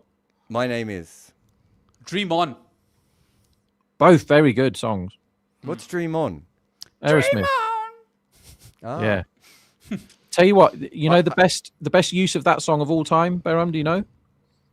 No, I do not. It's you'll love it, Jared, and I'd be surprised if you haven't seen it. ESPN at the turn of the millennium did a 6-minute montage of all the greatest sporting moments in American history. Well, they said it was sporting history, but obviously it was all American. American sports history. And it's awesome, and it's set to Dream On by Aerosmith. And if you haven't seen that, it is well worth 6 minutes of your time. Absolutely brilliant. I also like to sing the Killers songs on karaoke. They're fun. What do they sing? Not my genre. British band. What do we Are have they? over here? Aren't they? I thought they were Mormons. I'm not saying you might don't be have Mormons. English Mormons, but it's not like. Oh, Mr. Generally, Brightside, is that their song? Yeah, That's what Mr. the internet's Brightside telling me. is one of their songs. I think I've done all these things that I've done. Yeah, that song I've definitely sung on karaoke. They're I from did on my Las honeymoon. I Vegas. did. the least British place on earth. Yeah, that is not. What a very British place, at all. though. What a place Las Vegas is. Yeah. No, when I was on my honeymoon, I did "Be Prepared" from The Lion King, and I was even like the hyenas in the song, so that was fun. How does Be Prepared go? I've seen The Lion King. I reckon. Be prepared. Nice. I reckon I've seen that 300 times, The Lion King. It was the only the thing that would Scar make my song. daughter sleep for a little while. I can do Roxanne by Sting, but That's a fun I can only do it imitating Eddie Murphy from 48 Hours. Good. So I can't the- do it normally. I can only do it in that way. You know the start of that song? If you know the song well, there's a chord at the start of the song. And then There are there's a chords laugh. at the start of many songs. There's a chord and then there's a laugh. There's like a piano chord and there's a laugh by Sting. And it was because when he was recording that song, he inadvertently sat on the piano and laughed. And the chord that it makes is him sitting on the piano and then he laughs and they just left it in. It actually sounds really good. Play it now. I'm going to put it on now. What's the? There's another song that did that recently that I heard. If I play it, will you hear it, do you think? I don't know. We could barely hear you most days. In a game where Sound Gujarat bath. are 94 for 3 in 8 overs, Bhuvi is 3 for 28 in his 4 overs. Hey, So- Romario! Here's Romario. Just in case There you he want is. to win, here's Romario. If you don't Hey, score top one ball! Romario, then you have to Mario ban the franchise. contributing to the environment? Maybe Romario hates the environment.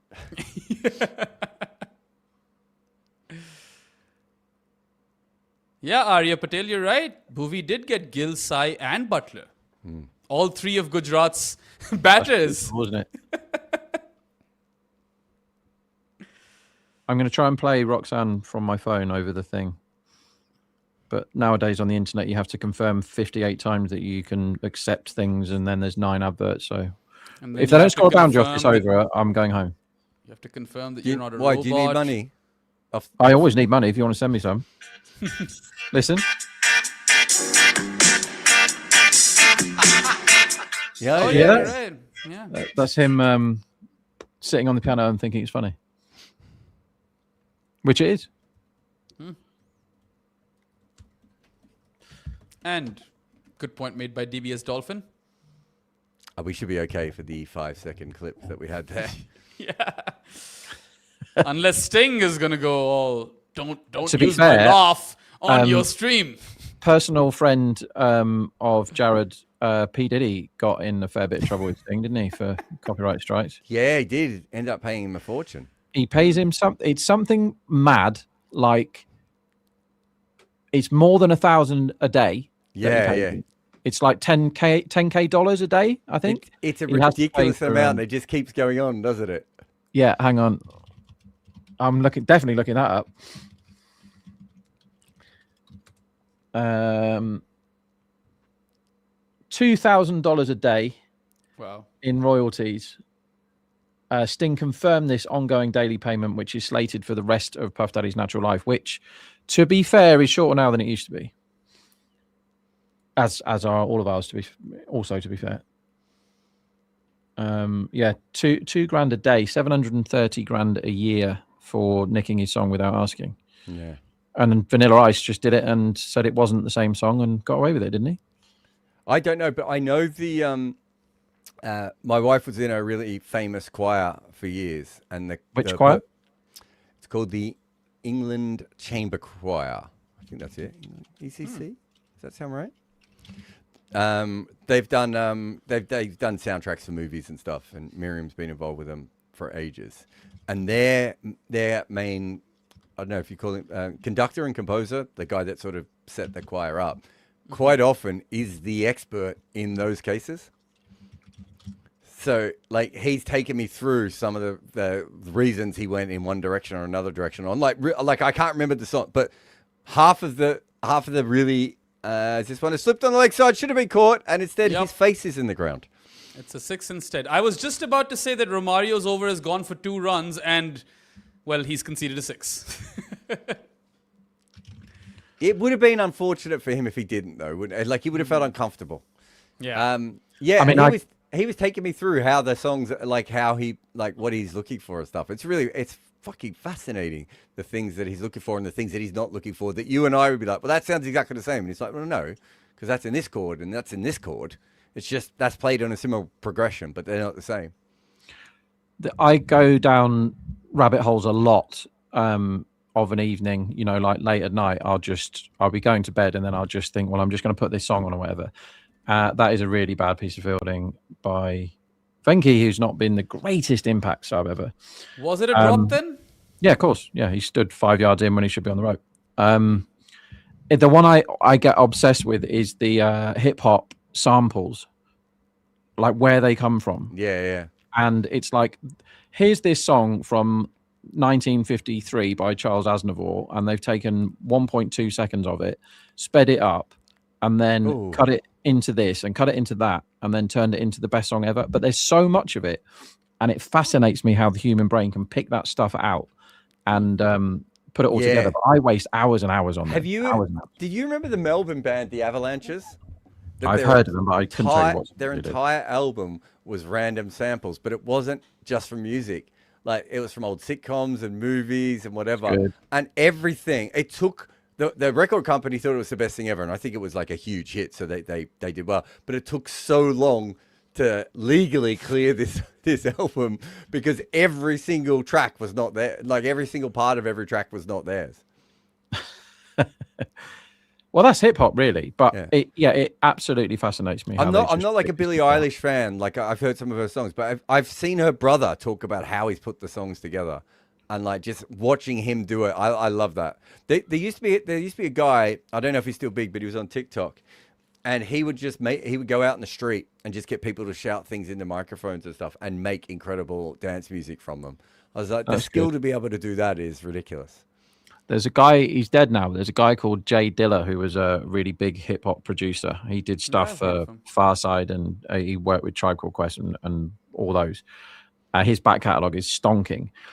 but I read a really geeky book called Diller Time, which is about what he did, and I had to read it twice because I just didn't understand it, like how he. And basically, it was on these crappy old mixing decks or whatever they're called that they had in the 80s, and he just created some of the best music ever by mucking about with conventional time signatures and beats and making the beat go off the beat and all this sort of stuff, and created his own sound. But that stuff blows my head off, like what those guys get up to. It's a different kind of genius, isn't it? Have you seen that music video that everyone's going on about now? No. With the kids smoking and them all dancing around him at the end. That's really, really good. No, I recently started showing all that. It's the English guy, the guy who made all Aphex Twins music videos and made the film Rubber Johnny. Have you ever seen that? No. Yeah. How have you not seen Rubber Johnny? We'll have to look that up. Is that work Googleable? It's getting looked at. I didn't watch any films then because I was getting drunk every day. It's on the edge of work Googleable, I would say. I think it's fine. I've just Googled it. What is the story behind Rubber Johnny? Oh, wow. Okay. An experimental short film about a wheelchair-bound boy who morphs and moves to an Aphex Twin song. Righto. Wasn't expecting that. After a bit. Miss hit over the top there. So I showed the boys Rubber Johnny, which I probably shouldn't have. Once I watched it again, I was like, maybe they're not quite ready for Rubber Johnny, and then and then showed them a few other things. But yeah, that guy's made some incredible music videos. I'm not an Aphex Twin fan at all, but I will watch any of his music videos if that guy's involved with him. There's a super chat if you want to take it, Jared. Actually, couple. One's an NBA super chat. Rudra Patel says, Jared, I'm predicting Rudy fadeaway buzzer beater 3 over Jokic tonight, and after that, NBA takes back all of Jokic's MVPs. I'll tell you what, if Rudy does a fadeaway buzzer beater for 3, I think you can get better odds than the next ball's going to go for 5 rods.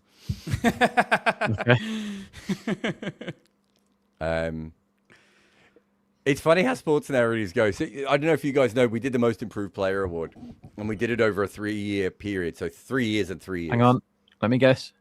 What do you mean, the last 3 years? Yeah, so the last 3 years was the improvement period, and the 3 years before that was the period we looked at from. So it was IPL. Hey? Abhishek? He made the top 3, he wasn't number 1. So they have to have played for the last 6 years. Oh my God, Romario's going to get a wicket? Or is it going to be 6? It's always 6. One of those two things. Oh, it's a wicket! Hey. Romario has struck. God, I know the answer, so I'm just going to sit this one out. Ah. I was following your work. Let Rob guess. My brain is automatically drawn to the people on this field. Think Andrew Tate. Oh, don't do that. That's too easy. There's only... I don't know anything about Andrew Tate other than who he is. Oh, but then he's your hero. Think vapes. Oh, right. Parag. Yeah. Because how bad was he for 3 years? That's fair. Yeah. But he's gone that bad again. So we picked him. Is that your fault? Yeah, so we picked him. And everyone's like, how could you say he's the most improved player? Look how he's playing now. We're like, but we picked him over a 3-year period, guys. But no one can work their brain around that. So the reason I bring that up is Rudy Gobert has played brilliantly on Joker. But they've played something like 108 times, and Joker has sliced and diced him in every single game. But then for 3 games in a row, Rudy plays well, and everyone's like, oh, Rudy's always had the wood on Joker. Do you know what I mean? Sports fans are so good at that stuff of just going, yeah, no, he's always been better than him. I had this person go, I don't know why you picked Rian Parag. He's never made runs in a season before. And I was like, wasn't he like one of the leading run scorers like in the IPL not that long ago? Isn't he like the 3rd leading run scorer for Rajasthan over the last 3 years or something? But people just don't remember any of those things. Thinking of more names. Kishan, was he rubbish for a bit just before your period? He wasn't good enough for long enough in ours. So the other person in the top 3 was Akshar Patel. Okay. Yeah, who obviously became such a good player to have in your team. Actually. Yeah, and then who else do we have on the list? Cummins was on the list because he'd been pretty bad and then pretty good. Trying to think of some of the others. Probably some other obvious ones I'm missing. Cummins got hugely better, didn't he? Yeah. Bayram, you can go to bed if you'd like, mate. No, it's okay. You guys do the post show. I'll stick around for the live. And there's really no need to watch this nonsense if you don't. This need game's to. over, dude. I have a weird feeling there are going to be another couple of wickets. By the No, way, mate, Tawati is batting. This is another 45 minutes minimum. This game. we did a game the other night where I was about to tell Robbie to go to bed because he was a bit like you. In fact, he had a bit of a virus as well that day. And I was about to tell him to go to bed, and that was the super over game. And so not only did I not tell him to go to bed, he then had about 40 more minutes of work. Wow. Yeah, the game he was the most tired in was definitely the best game. That was so fun. And I tell you what, the score in the super over game was 155. Which is that the score true? Today. Yeah. Andy says, what are the attributes you need to be able to thrive on bowling primarily length and back of a length in the IPL? You need to be someone who has like a freak skill set.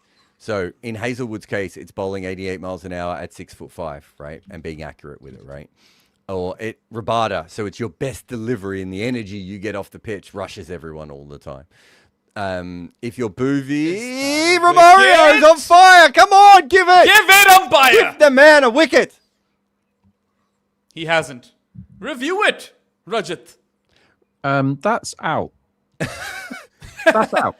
That looked out to me. That's out. He's crouching down, and that's hit him knee roll. I absolutely Yeah. love that Romario's kept his best bowling for a game where they cannot win. Might have been back leg as I mean, well, right? the only six is was dropped over the rope. Imagine his figures if he'd taken that catch. I think this is out. It looks so close They live. have gone upstairs. What's this? It's not hit the bat. Any bat on that? No. Pad No first. bat on that. That's out. Unless it pitched outside leg stump. He's crouching down, Can't right, have and that's hit. hit. That's hit him on the back leg. No, that's out. I just watched it live again. It has to be out. And it's a little bit high. So maybe it's umpire's call. It's a bad decision live. Clippingtons. If that's one of these umpires call on the top of the stumps, it's a bad decision live because that looks stone dead to me, real time. That's why I kept calling it, waiting for the umpire to put his finger up because I just thought it was out. It's out. 3 reds. Romario. Romario! See, you were telling me to go to sleep. I would have missed this. I mean, that is out, isn't it? What if Romario wins the game with the ball? That would be Then we all must go down the pub. Oh, my unibrow guy is on the stream. I love this dude. He's solid eyebrows, this dude, isn't he? Yeah. Also, he's got the weirdest hair. Yeah. Also, it's the same place, Jared, that we don't know, like, what are they selling? What are they selling? Steel. No, that's the next ad. Come on, Rob. It's a completely different We ad. need someone from paying attention to an Afghanistan advert for the first time. to interpret that ad for us. I'm sure no one's on the stream from Afghanistan right now. Yeah. Well, we had Qatar before. Jason Holder. I mean, they're bloody glad they've got him in the team today, aren't they? Because he caught everybody out, you know, whether it was fair or not, who cares? But he caught everybody out, got a couple of wickets. And now they actually, who'd have thunk they actually need him because Tuatia is not going to do anything, is he? No chance. Well, they've got Rashid too. Yeah, who should have batted already and scored 28 off 7. Yeah, what's Tuatia going to score here? 8 off 14? That's my guess. Does anyone get this meme? There's a meme. No, I just put the comment up. Yeah, it's Super Mario Bros. Yeah. It's a me, a Mario. Okay, Jared, I think me, I've asked you this Romario. before, but I'm Just going to ask saying. Bayram. I thought this was a good comment. Sorry. It is. I'll It's take me, Romario. Yeah. I'm Yeah, gonna me. win. Bayram, what is Super Mario's surname? Plumber? Oh my God! Holder's come in and it's first ball for 6 Yeah. because That is- Romario is bowling. This and is it's in his so contract. Romario, though, isn't Every it? ball is either a wicket or a 6, and he drops his towel. So Yep. that was a free shot for Holder. Because if he'd have got out there, he could have said, "No, he dropped his towel. I want that ball re-bowled." So Mario is Luigi's brother, right? They are brothers. Okay. I don't know what this is. Do you know the answer, Jared? No. What's Mario and Luigi's surname? I've no Anyone in the idea. chat having a go? Can you Something read the Italian? chat? People are saying Jumpman in the chat. No, nonsense. All the people in the chat, you're dead to me. So, is this authentic or are you about to make a joke? No, it's authentic. If I'm about to make a joke, you know about it, Bayram. It's their surname is Mario. It's Mario and Luigi Mario because they are famously the Mario brothers. Oh my gosh. That's a true story. That's not a so joke. they didn't really come up with a... Well, I suppose it could be worse. It could have been Mario Pizza or something. Yeah, Plum was so good they named him twice. Rob, here's a question for you. Have I seen Uncut Gems? It's awesome. Why did it remind you of me every frame? Is it because he's continually exasperated about life the whole way through? It's really good, that film, isn't it? Jared, you must have seen it. It's a little Kevin It's a Garnett. little man. uncomfortable, Kevin Garnett, isn't of it? course. Oh, it's completely bit- uncomfortable. Tough to watch. It's a very good film. He was in a... So I was completely besotted with basketball when I was about 12, 13, 14, those 3 years. The start of Kobe and the end of proper Shaq and all that. Or maybe as he was just coming out of his peak. But I loved basketball so much. And there was a lot of hype around Kevin Garnett. So to see him in a film like 30 years later that was actually really good. Yeah, great film. Can I tell you a great fact about Kevin Garnett? Yes, please. If he took a step back and shot all the same shots he did, but from a step further back, he's probably statistically the greatest basketballer of all time. So his patent shot, right, is like half a meter from the 3-point line. It was at the top of the key. He'd do pick and pop, and no one could stop it. He's 7 foot tall, right? He's got great handles. He's an incredible athlete. He jumps really high, and no one could stop it. So he shoots from about half a meter in front of the 3-point line. Why? Right? Because that was his spot. And in those days, shooting a 3-pointer was more for the smaller guys, and it wasn't that common, right? If he played in modern basketball, he would have taken a step back, and he would have just been unbeatable as a player. Because he's probably one of the top 10 greatest defenders of all time, maybe even top 5 greatest defenders of all time. Could defend any position, just a genius on defense. And then was a top 25 offensive player all time with this huge hole in his game. And no coach ever said, you know what, are you sure you're comfortable there? What if we just took that back one step? And you can see it. There's all these shot charts, Rob, of him like almost on the 3-point line, taking the longest 2-pointers in the game. Oh my God. How did nobody spot that and go, come on? Have you seen it just how wasn't much, a thing back in those days. Yeah, it's like Steph Curry changes the game, right? With 3-pointers and everything. I mean, it sort of starts before him, but yeah, he definitely has a big thing. But you're right, that whole era. Whereas now, you get taken off the court if you take long 2-pointers too often. Also, Kevin Garnett has a single degree of separation with Dale Steyn because both of them starred with Adam Sandler in a Hollywood movie. They are both in my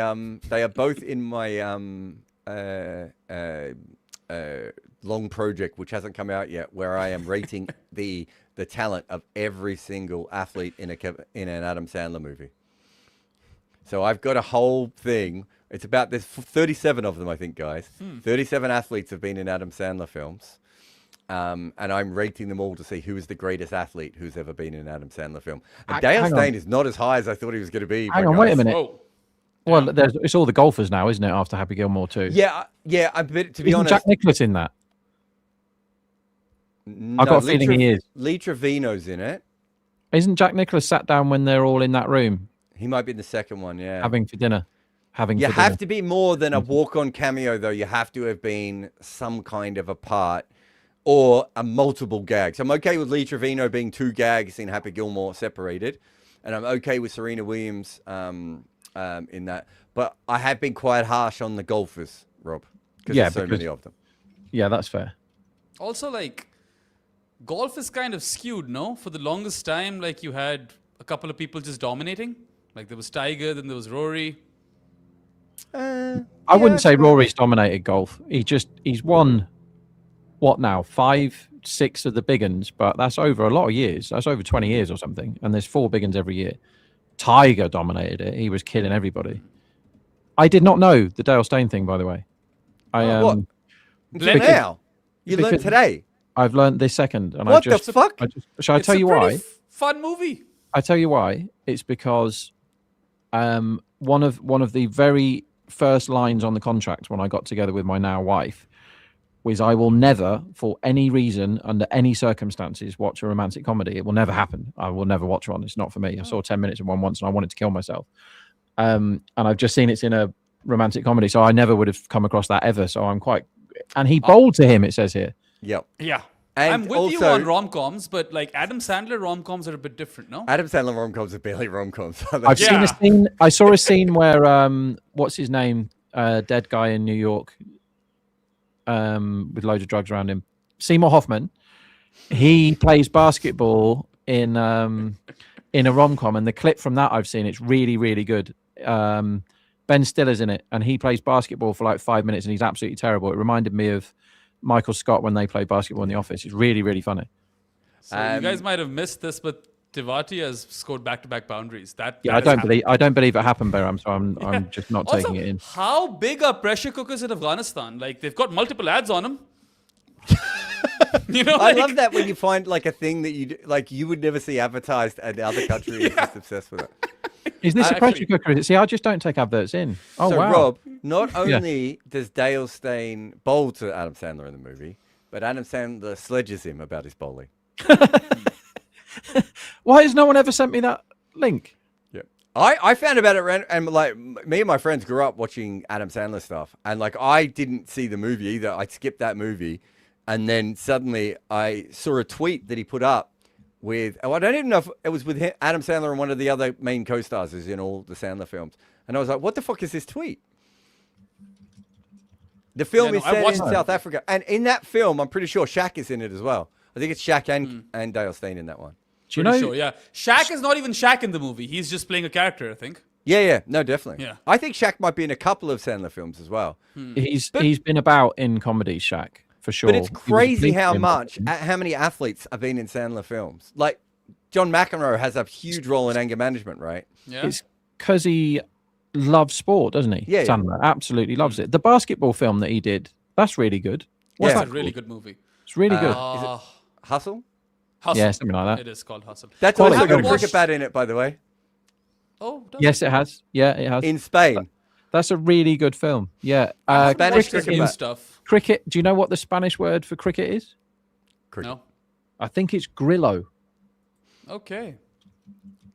Which I think they were just selling a Grillo on the Afghanistan feed we're on. It all linked. Yeah.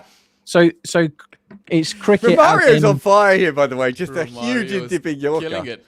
It's cricket as in the the little thing with the chirrups, the- not the sport. Grillo. Okay. So that doesn't count. That's a top ball. Well, I had I can't remember why. I had a company once and it was called Grillo Stats. Never did anything with it, obviously. Just wanted a cool name. It would be very like, it would throw people off. You'd be looking for a grill, but they wouldn't be selling any. Yeah, there's many reasons why I shouldn't run a company. Let's list them. Well, I am the worst person. No, I'm not actually. I am the second worst person at admin in the whole world. The second worst. And I married the first worst, so I have to do all the fucking admin in my house. And that is a disaster.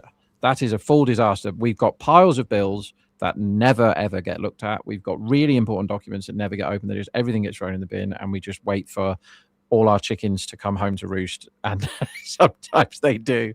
Like the other day, I found a thing when I was looking for another thing, and realised that neither of us had paid the car tax for like a year and a half, and apparently you're meant to do that. All of it is a total Wait. and utter shambles. See, if you do that in London, it lasts about 2 weeks because you go past so many cameras here. Yeah, you yeah. get fined straight away. That's how.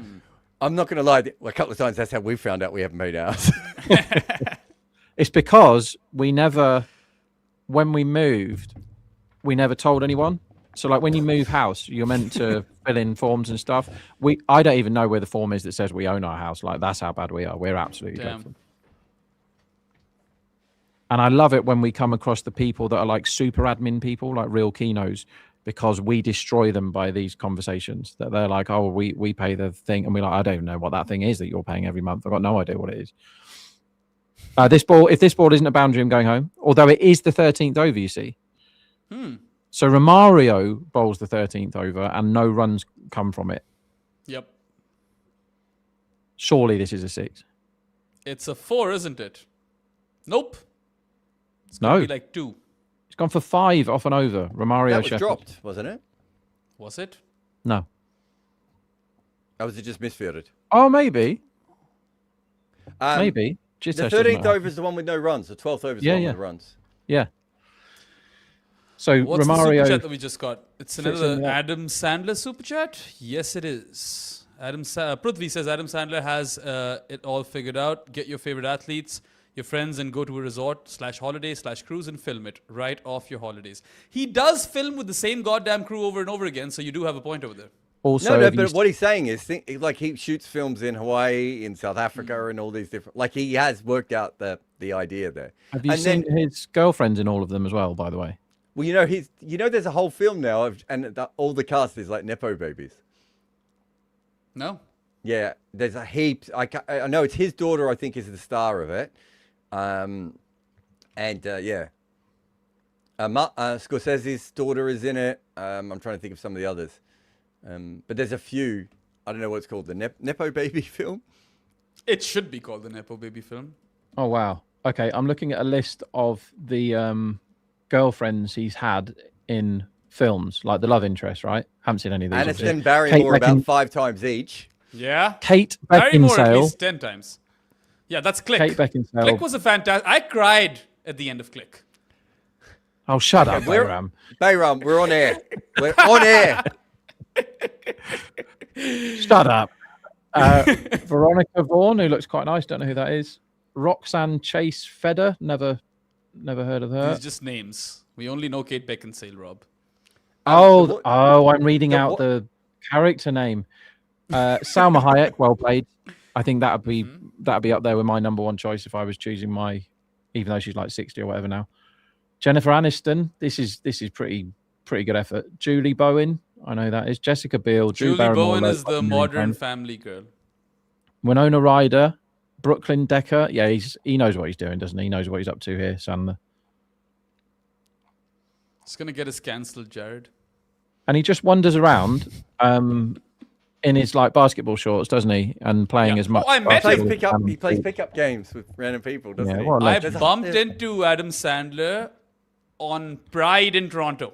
Yeah.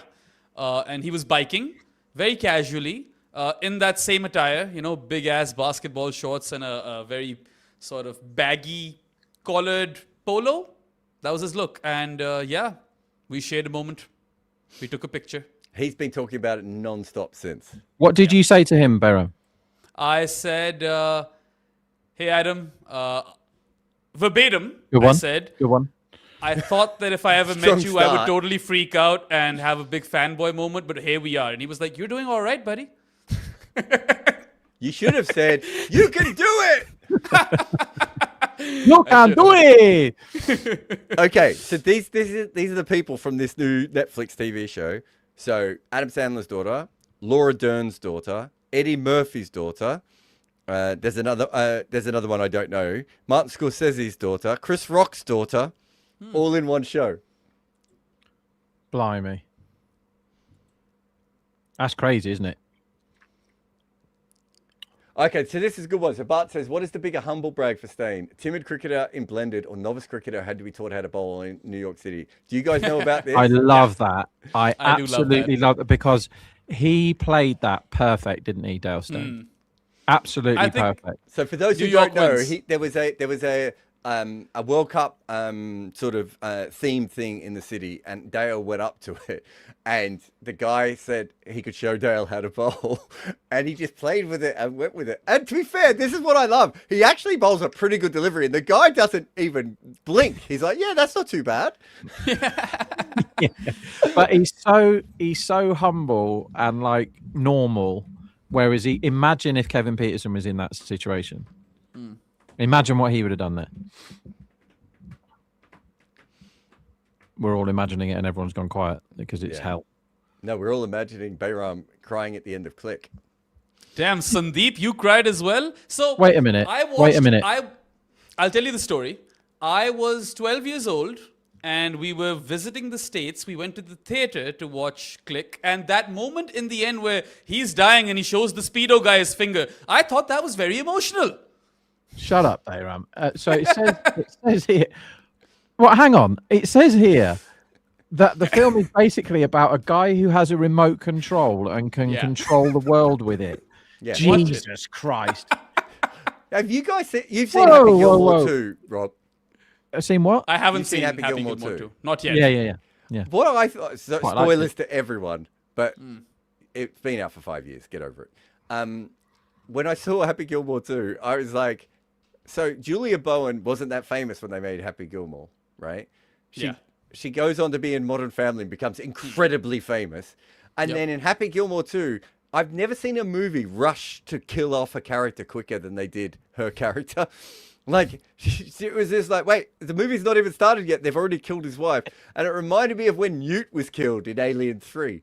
We're just like, are you guys kidding me? You spent a whole movie stopping this snot-nosed child from dying, and you've just, like, killed it almost straight away in the next one. That's how I felt about his wife in. So I cried for that. No. Okay. If you're going to cry for an Adam Sandler film, it has to be Uncut Gems or Punch Drunk Love, which is his greatest film. Meyerowitz project or whatever that movie was a nice one as well. Can't remember exactly. I have definitely cried at films, but I'm trying to think what they are. And I'm trying to think of the most embarrassing Interstellar, when he watches that video of his child's kid dying. Spoilers. Of his child's kid, so his grandkid. Yeah, when he wastes all those years at that planet.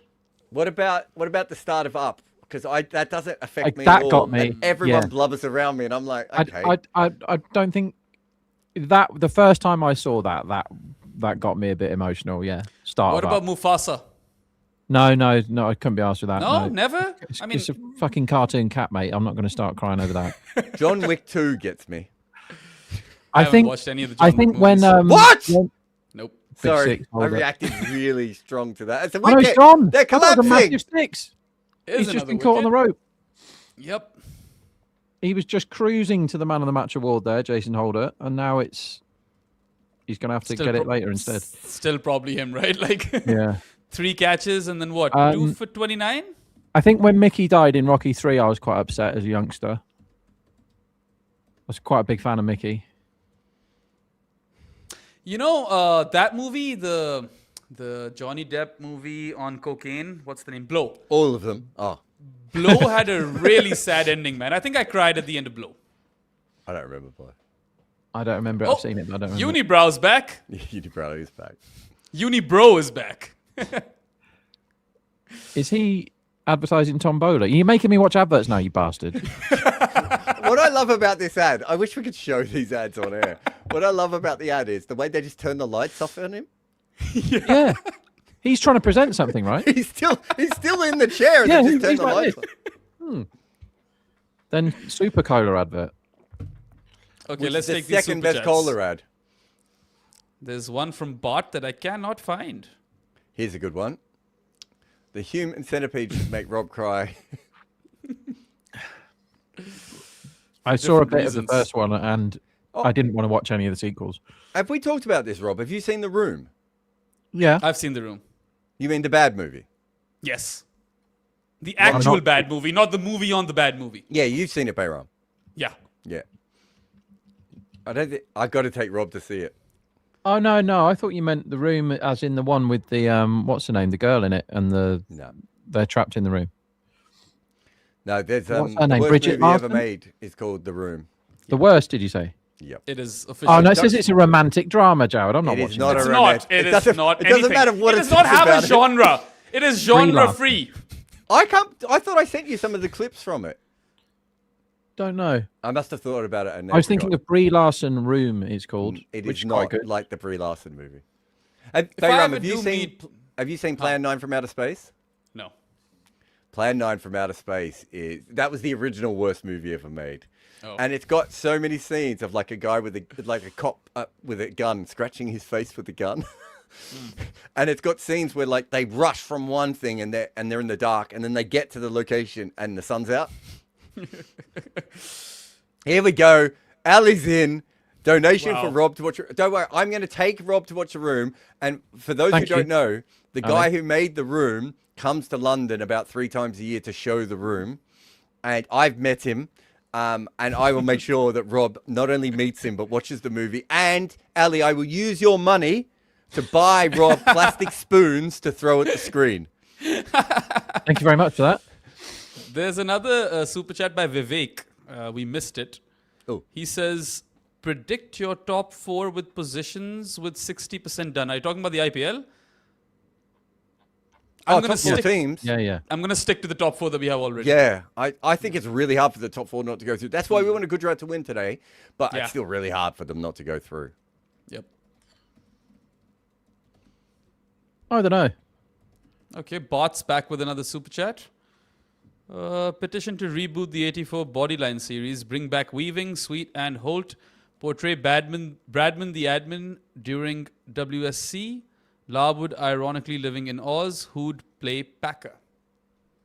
There was a Packer mini-series about 10 years ago. I don't know if you guys have seen it. It was a 2-part episode on Channel 9.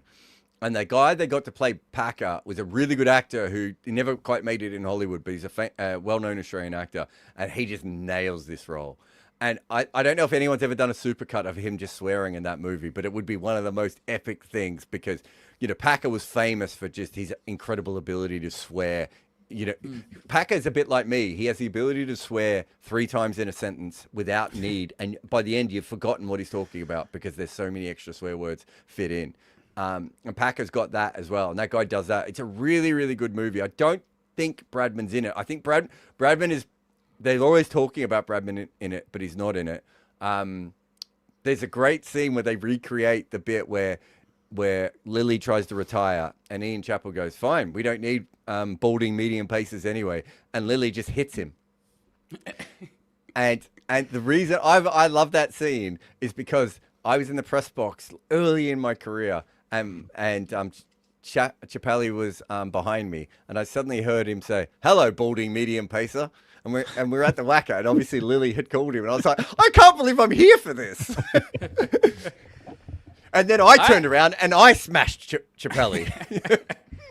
I think I watched a bit of the Bodyline series, and it's interesting how when Jardine in that Eton versus Harrow game, he tells his bowler to go for the bunkered, right? That's what happens. And Plum Warner comes and, you know, gives him a dressing ground later because Plum Warner is mates with Jardine's dad. I don't know if that's real or not, or if they just did that for the movie. No, I think Plum Warner was a wet blanket on every single thing. But yeah, it was quite fascinating. Also, the guy who gifts Jardine his bat as a young kid on his birthday, that guy introduced cricket to India, apparently? No, but I think he was a big part in it becoming more formalized. Okay. So he's played Test cricket. I've forgotten his name. The Parsis played cricket quite early on, and so English soldiers were playing cricket in India quite early on. But yeah, but Jardine is born in India, and Jardine was supposed to captain India in their first Test match. Okay. Yeah, there's a fun fact for you. And Nice. Jardine had he had a fight with not a fist fight, but generally a what would you call it? A kerfuffle maybe with Iftikhar Ali Khan Pataudi, because Iftikhar was not a fan of the bodyline tactic. No, there was a few guys that really didn't like it. Do you think that Rodney Dangerfield could have played Packer? I think he looks a fair bit like him. It's funny you say that because the other day my TikTok just got taken over by him, and every clip was about him, and I got obsessed. Oh my god, I watched all of his movies when I was young. He's really funny. Really funny. Just it's kind of the same stuff all the time, but he's really funny. Oh my god. Ali is just all in here, Rob. I'm getting this. I promise you. I've got to take my sons. It'll be at the it's called the Prince Charles Theatre, Ali, I'm assuming, is the one that you've looked up. What an absolute legend, by the way, Ali. Yeah. Thanks, Yeah. mate. That's really cool. Proper hero. In fact, I might be around in England at that time. I'm coming with if I'm around. We just have to check the dates, Ali. Make sure there's no test matches on. True. I love that cinema. It's a great cinema, and yeah, and that's where I met Tommy, Ali, and we threw the football together, which only makes sense for me and Bayram. Rob's like, what? You threw a what now? But I showed my kids last year, and then we tried to book it. Yeah, we got 3rd, 4th, and 5th of September, Rob. Sounds And good. it's a showing of the film, and then you get to hear Tommy talk about his masterpiece. That sounds like we can prepare some questions. Oh, it doesn't matter what you ask him because he doesn't answer anything that you say. Sorry, is this ball going to be a 6 or a wicket? Because it's going to be one of them. Romario is 2 for 30 off 23 balls, and Rashid Khan is 1 off 3. Come on. Is it 6 or out? It's a Ducked dot. it. What universe are we in here? The leave from Rashid Khan against Romario Shepherd. We just saw the leave. Wow, okay. I know nothing. So I'm just going to read, for those who don't know, there's lots of things that you do. I'm assuming, Bayram, you've just seen it at home. You've never seen it in a cinema. The Room. I first saw the movie that they made on The Room, the James Franco movie, and that then prompted me to watch the actual movie. But you haven't seen it in a cinema is what I'm asking. No, I've watched it on... Okay. Yeah, So my there are laptop rules. screens, There are rules for what you do if you come to the cinema. And I'm just saying, we've all been to the cinema a lot in our life. These are the 3 rules. No metal spoons. No inflatables. And no American footballs. It's not your normal cinema going experience, Rob. I had a really good cinema experience. I think it was December. Saw whatever the new version of Kill Bill is with both of them together. There's a new version of Kill Bill? So, well, it's called The Whole Bloody Affair, which apparently is what Tarantino wanted it to be. I thought, so they're which is- showing both movies So it's together. both together, but there's a much longer cartoon sequence, which is pretty disgusting. And it's like however long it is, it's like nearly 6 hours. And me and my wife went and watched that, and it was so cool to watch that because I missed it at the cinema at the time because it was in my drinking years. I didn't see any films, but I watched the whole lot in one go. It was amazing. You know, the coffin bit in the cinema, that was really, really cool. The other movie, so the 2 movies I wanted to take my kids, and these are very different movies, but the two movies that I wanted to make, that I said to them I was going to show them at the cinema one is The Room, but I've shown them the original because they just kept asking and I couldn't get through it anymore. And the other one I haven't shown them is 2001. So I want to go show them on the IMAX and do that. Slightly different thing. I don't think you take plastic spoons to 2001 to throw at the screen. I haven't watched 2001. Yeah, if you ever get a chance, watch it in the cinema. Okay, It really let me is see next what this level. is about. Oh, Space Odyssey. I've heard about this. I know about the giant baby because a lot of other shows have done the giant baby. Yeah, like they've you played that know, trope. but it's an incredible experience. Yeah. There's a few movies that if you get a chance, some of the old westerns as well, if you get a chance to watch them on 70 millimeter, it's just incredible. So, yeah, they do pop. It does make sense. If you've Is got the Sydney one, Jared, the Sydney cinema, is it still the biggest one in the world? Biggest screen? Because it was when I was there.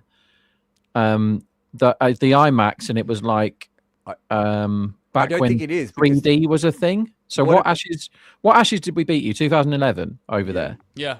I think it was that one I was over there, or maybe the one where you absolutely murdered us, as this game is just about to come to a close.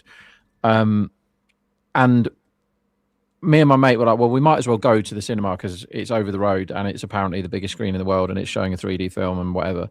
And the only film that was on was one of the Hobbit films. It was called the something of Smaug or whatever. Desolation of Smog. Sounds right. I haven't It's watched good those knowledge. movies, but I just know what that movie's called. Yeah, it was a rubbish film, but it was quite cool to see a cinema screen that was that big. I think I don't know if this counts as a cinema screen, as that's the end of the game, is it? Yep. It is. Game, set, match. We'll just go through Gujarat couple- win by 4 wickets. I think there's what is it called? The Dome or whatever in Las Vegas now, where it's all. Yeah. That's probably the biggest, isn't it? But I don't know if that Okay. counts as a cinema one. Amit says, will Ian Chappell ever make up with Ian Botham? Absolutely not. Rudra Zero says, chance. if they were allowed to bowl Romario for the entire innings today, they would have won. Yeah. Romario Fair point. redemption. As I said, what an effort by the great man to finally bowl well when it means absolutely nothing to the game at all. I just want to say a huge thanks to Varun for being involved before, but obviously Rob and Bayram for being here as well. Remember, go to combox.tv and you can sign up to our emailer. And if you're in Dubai or India, I promise you there is some good news coming shortly. So you're going to want to sign up to that so you can find out when we come to town and what we're going to do in that town. And everything. You can throw plastic spoons at Robbie. And don't tell him why, and we'll never explain it to him and just see if he freaks out. But we will be back again tomorrow for more of this kind of thing. But me and Rob will pop in on a podcast in a moment, and Bayram will go to bed, and then his baby will wake him. We'll see you again very soon on Combox. See ya. Combox. The game lives on.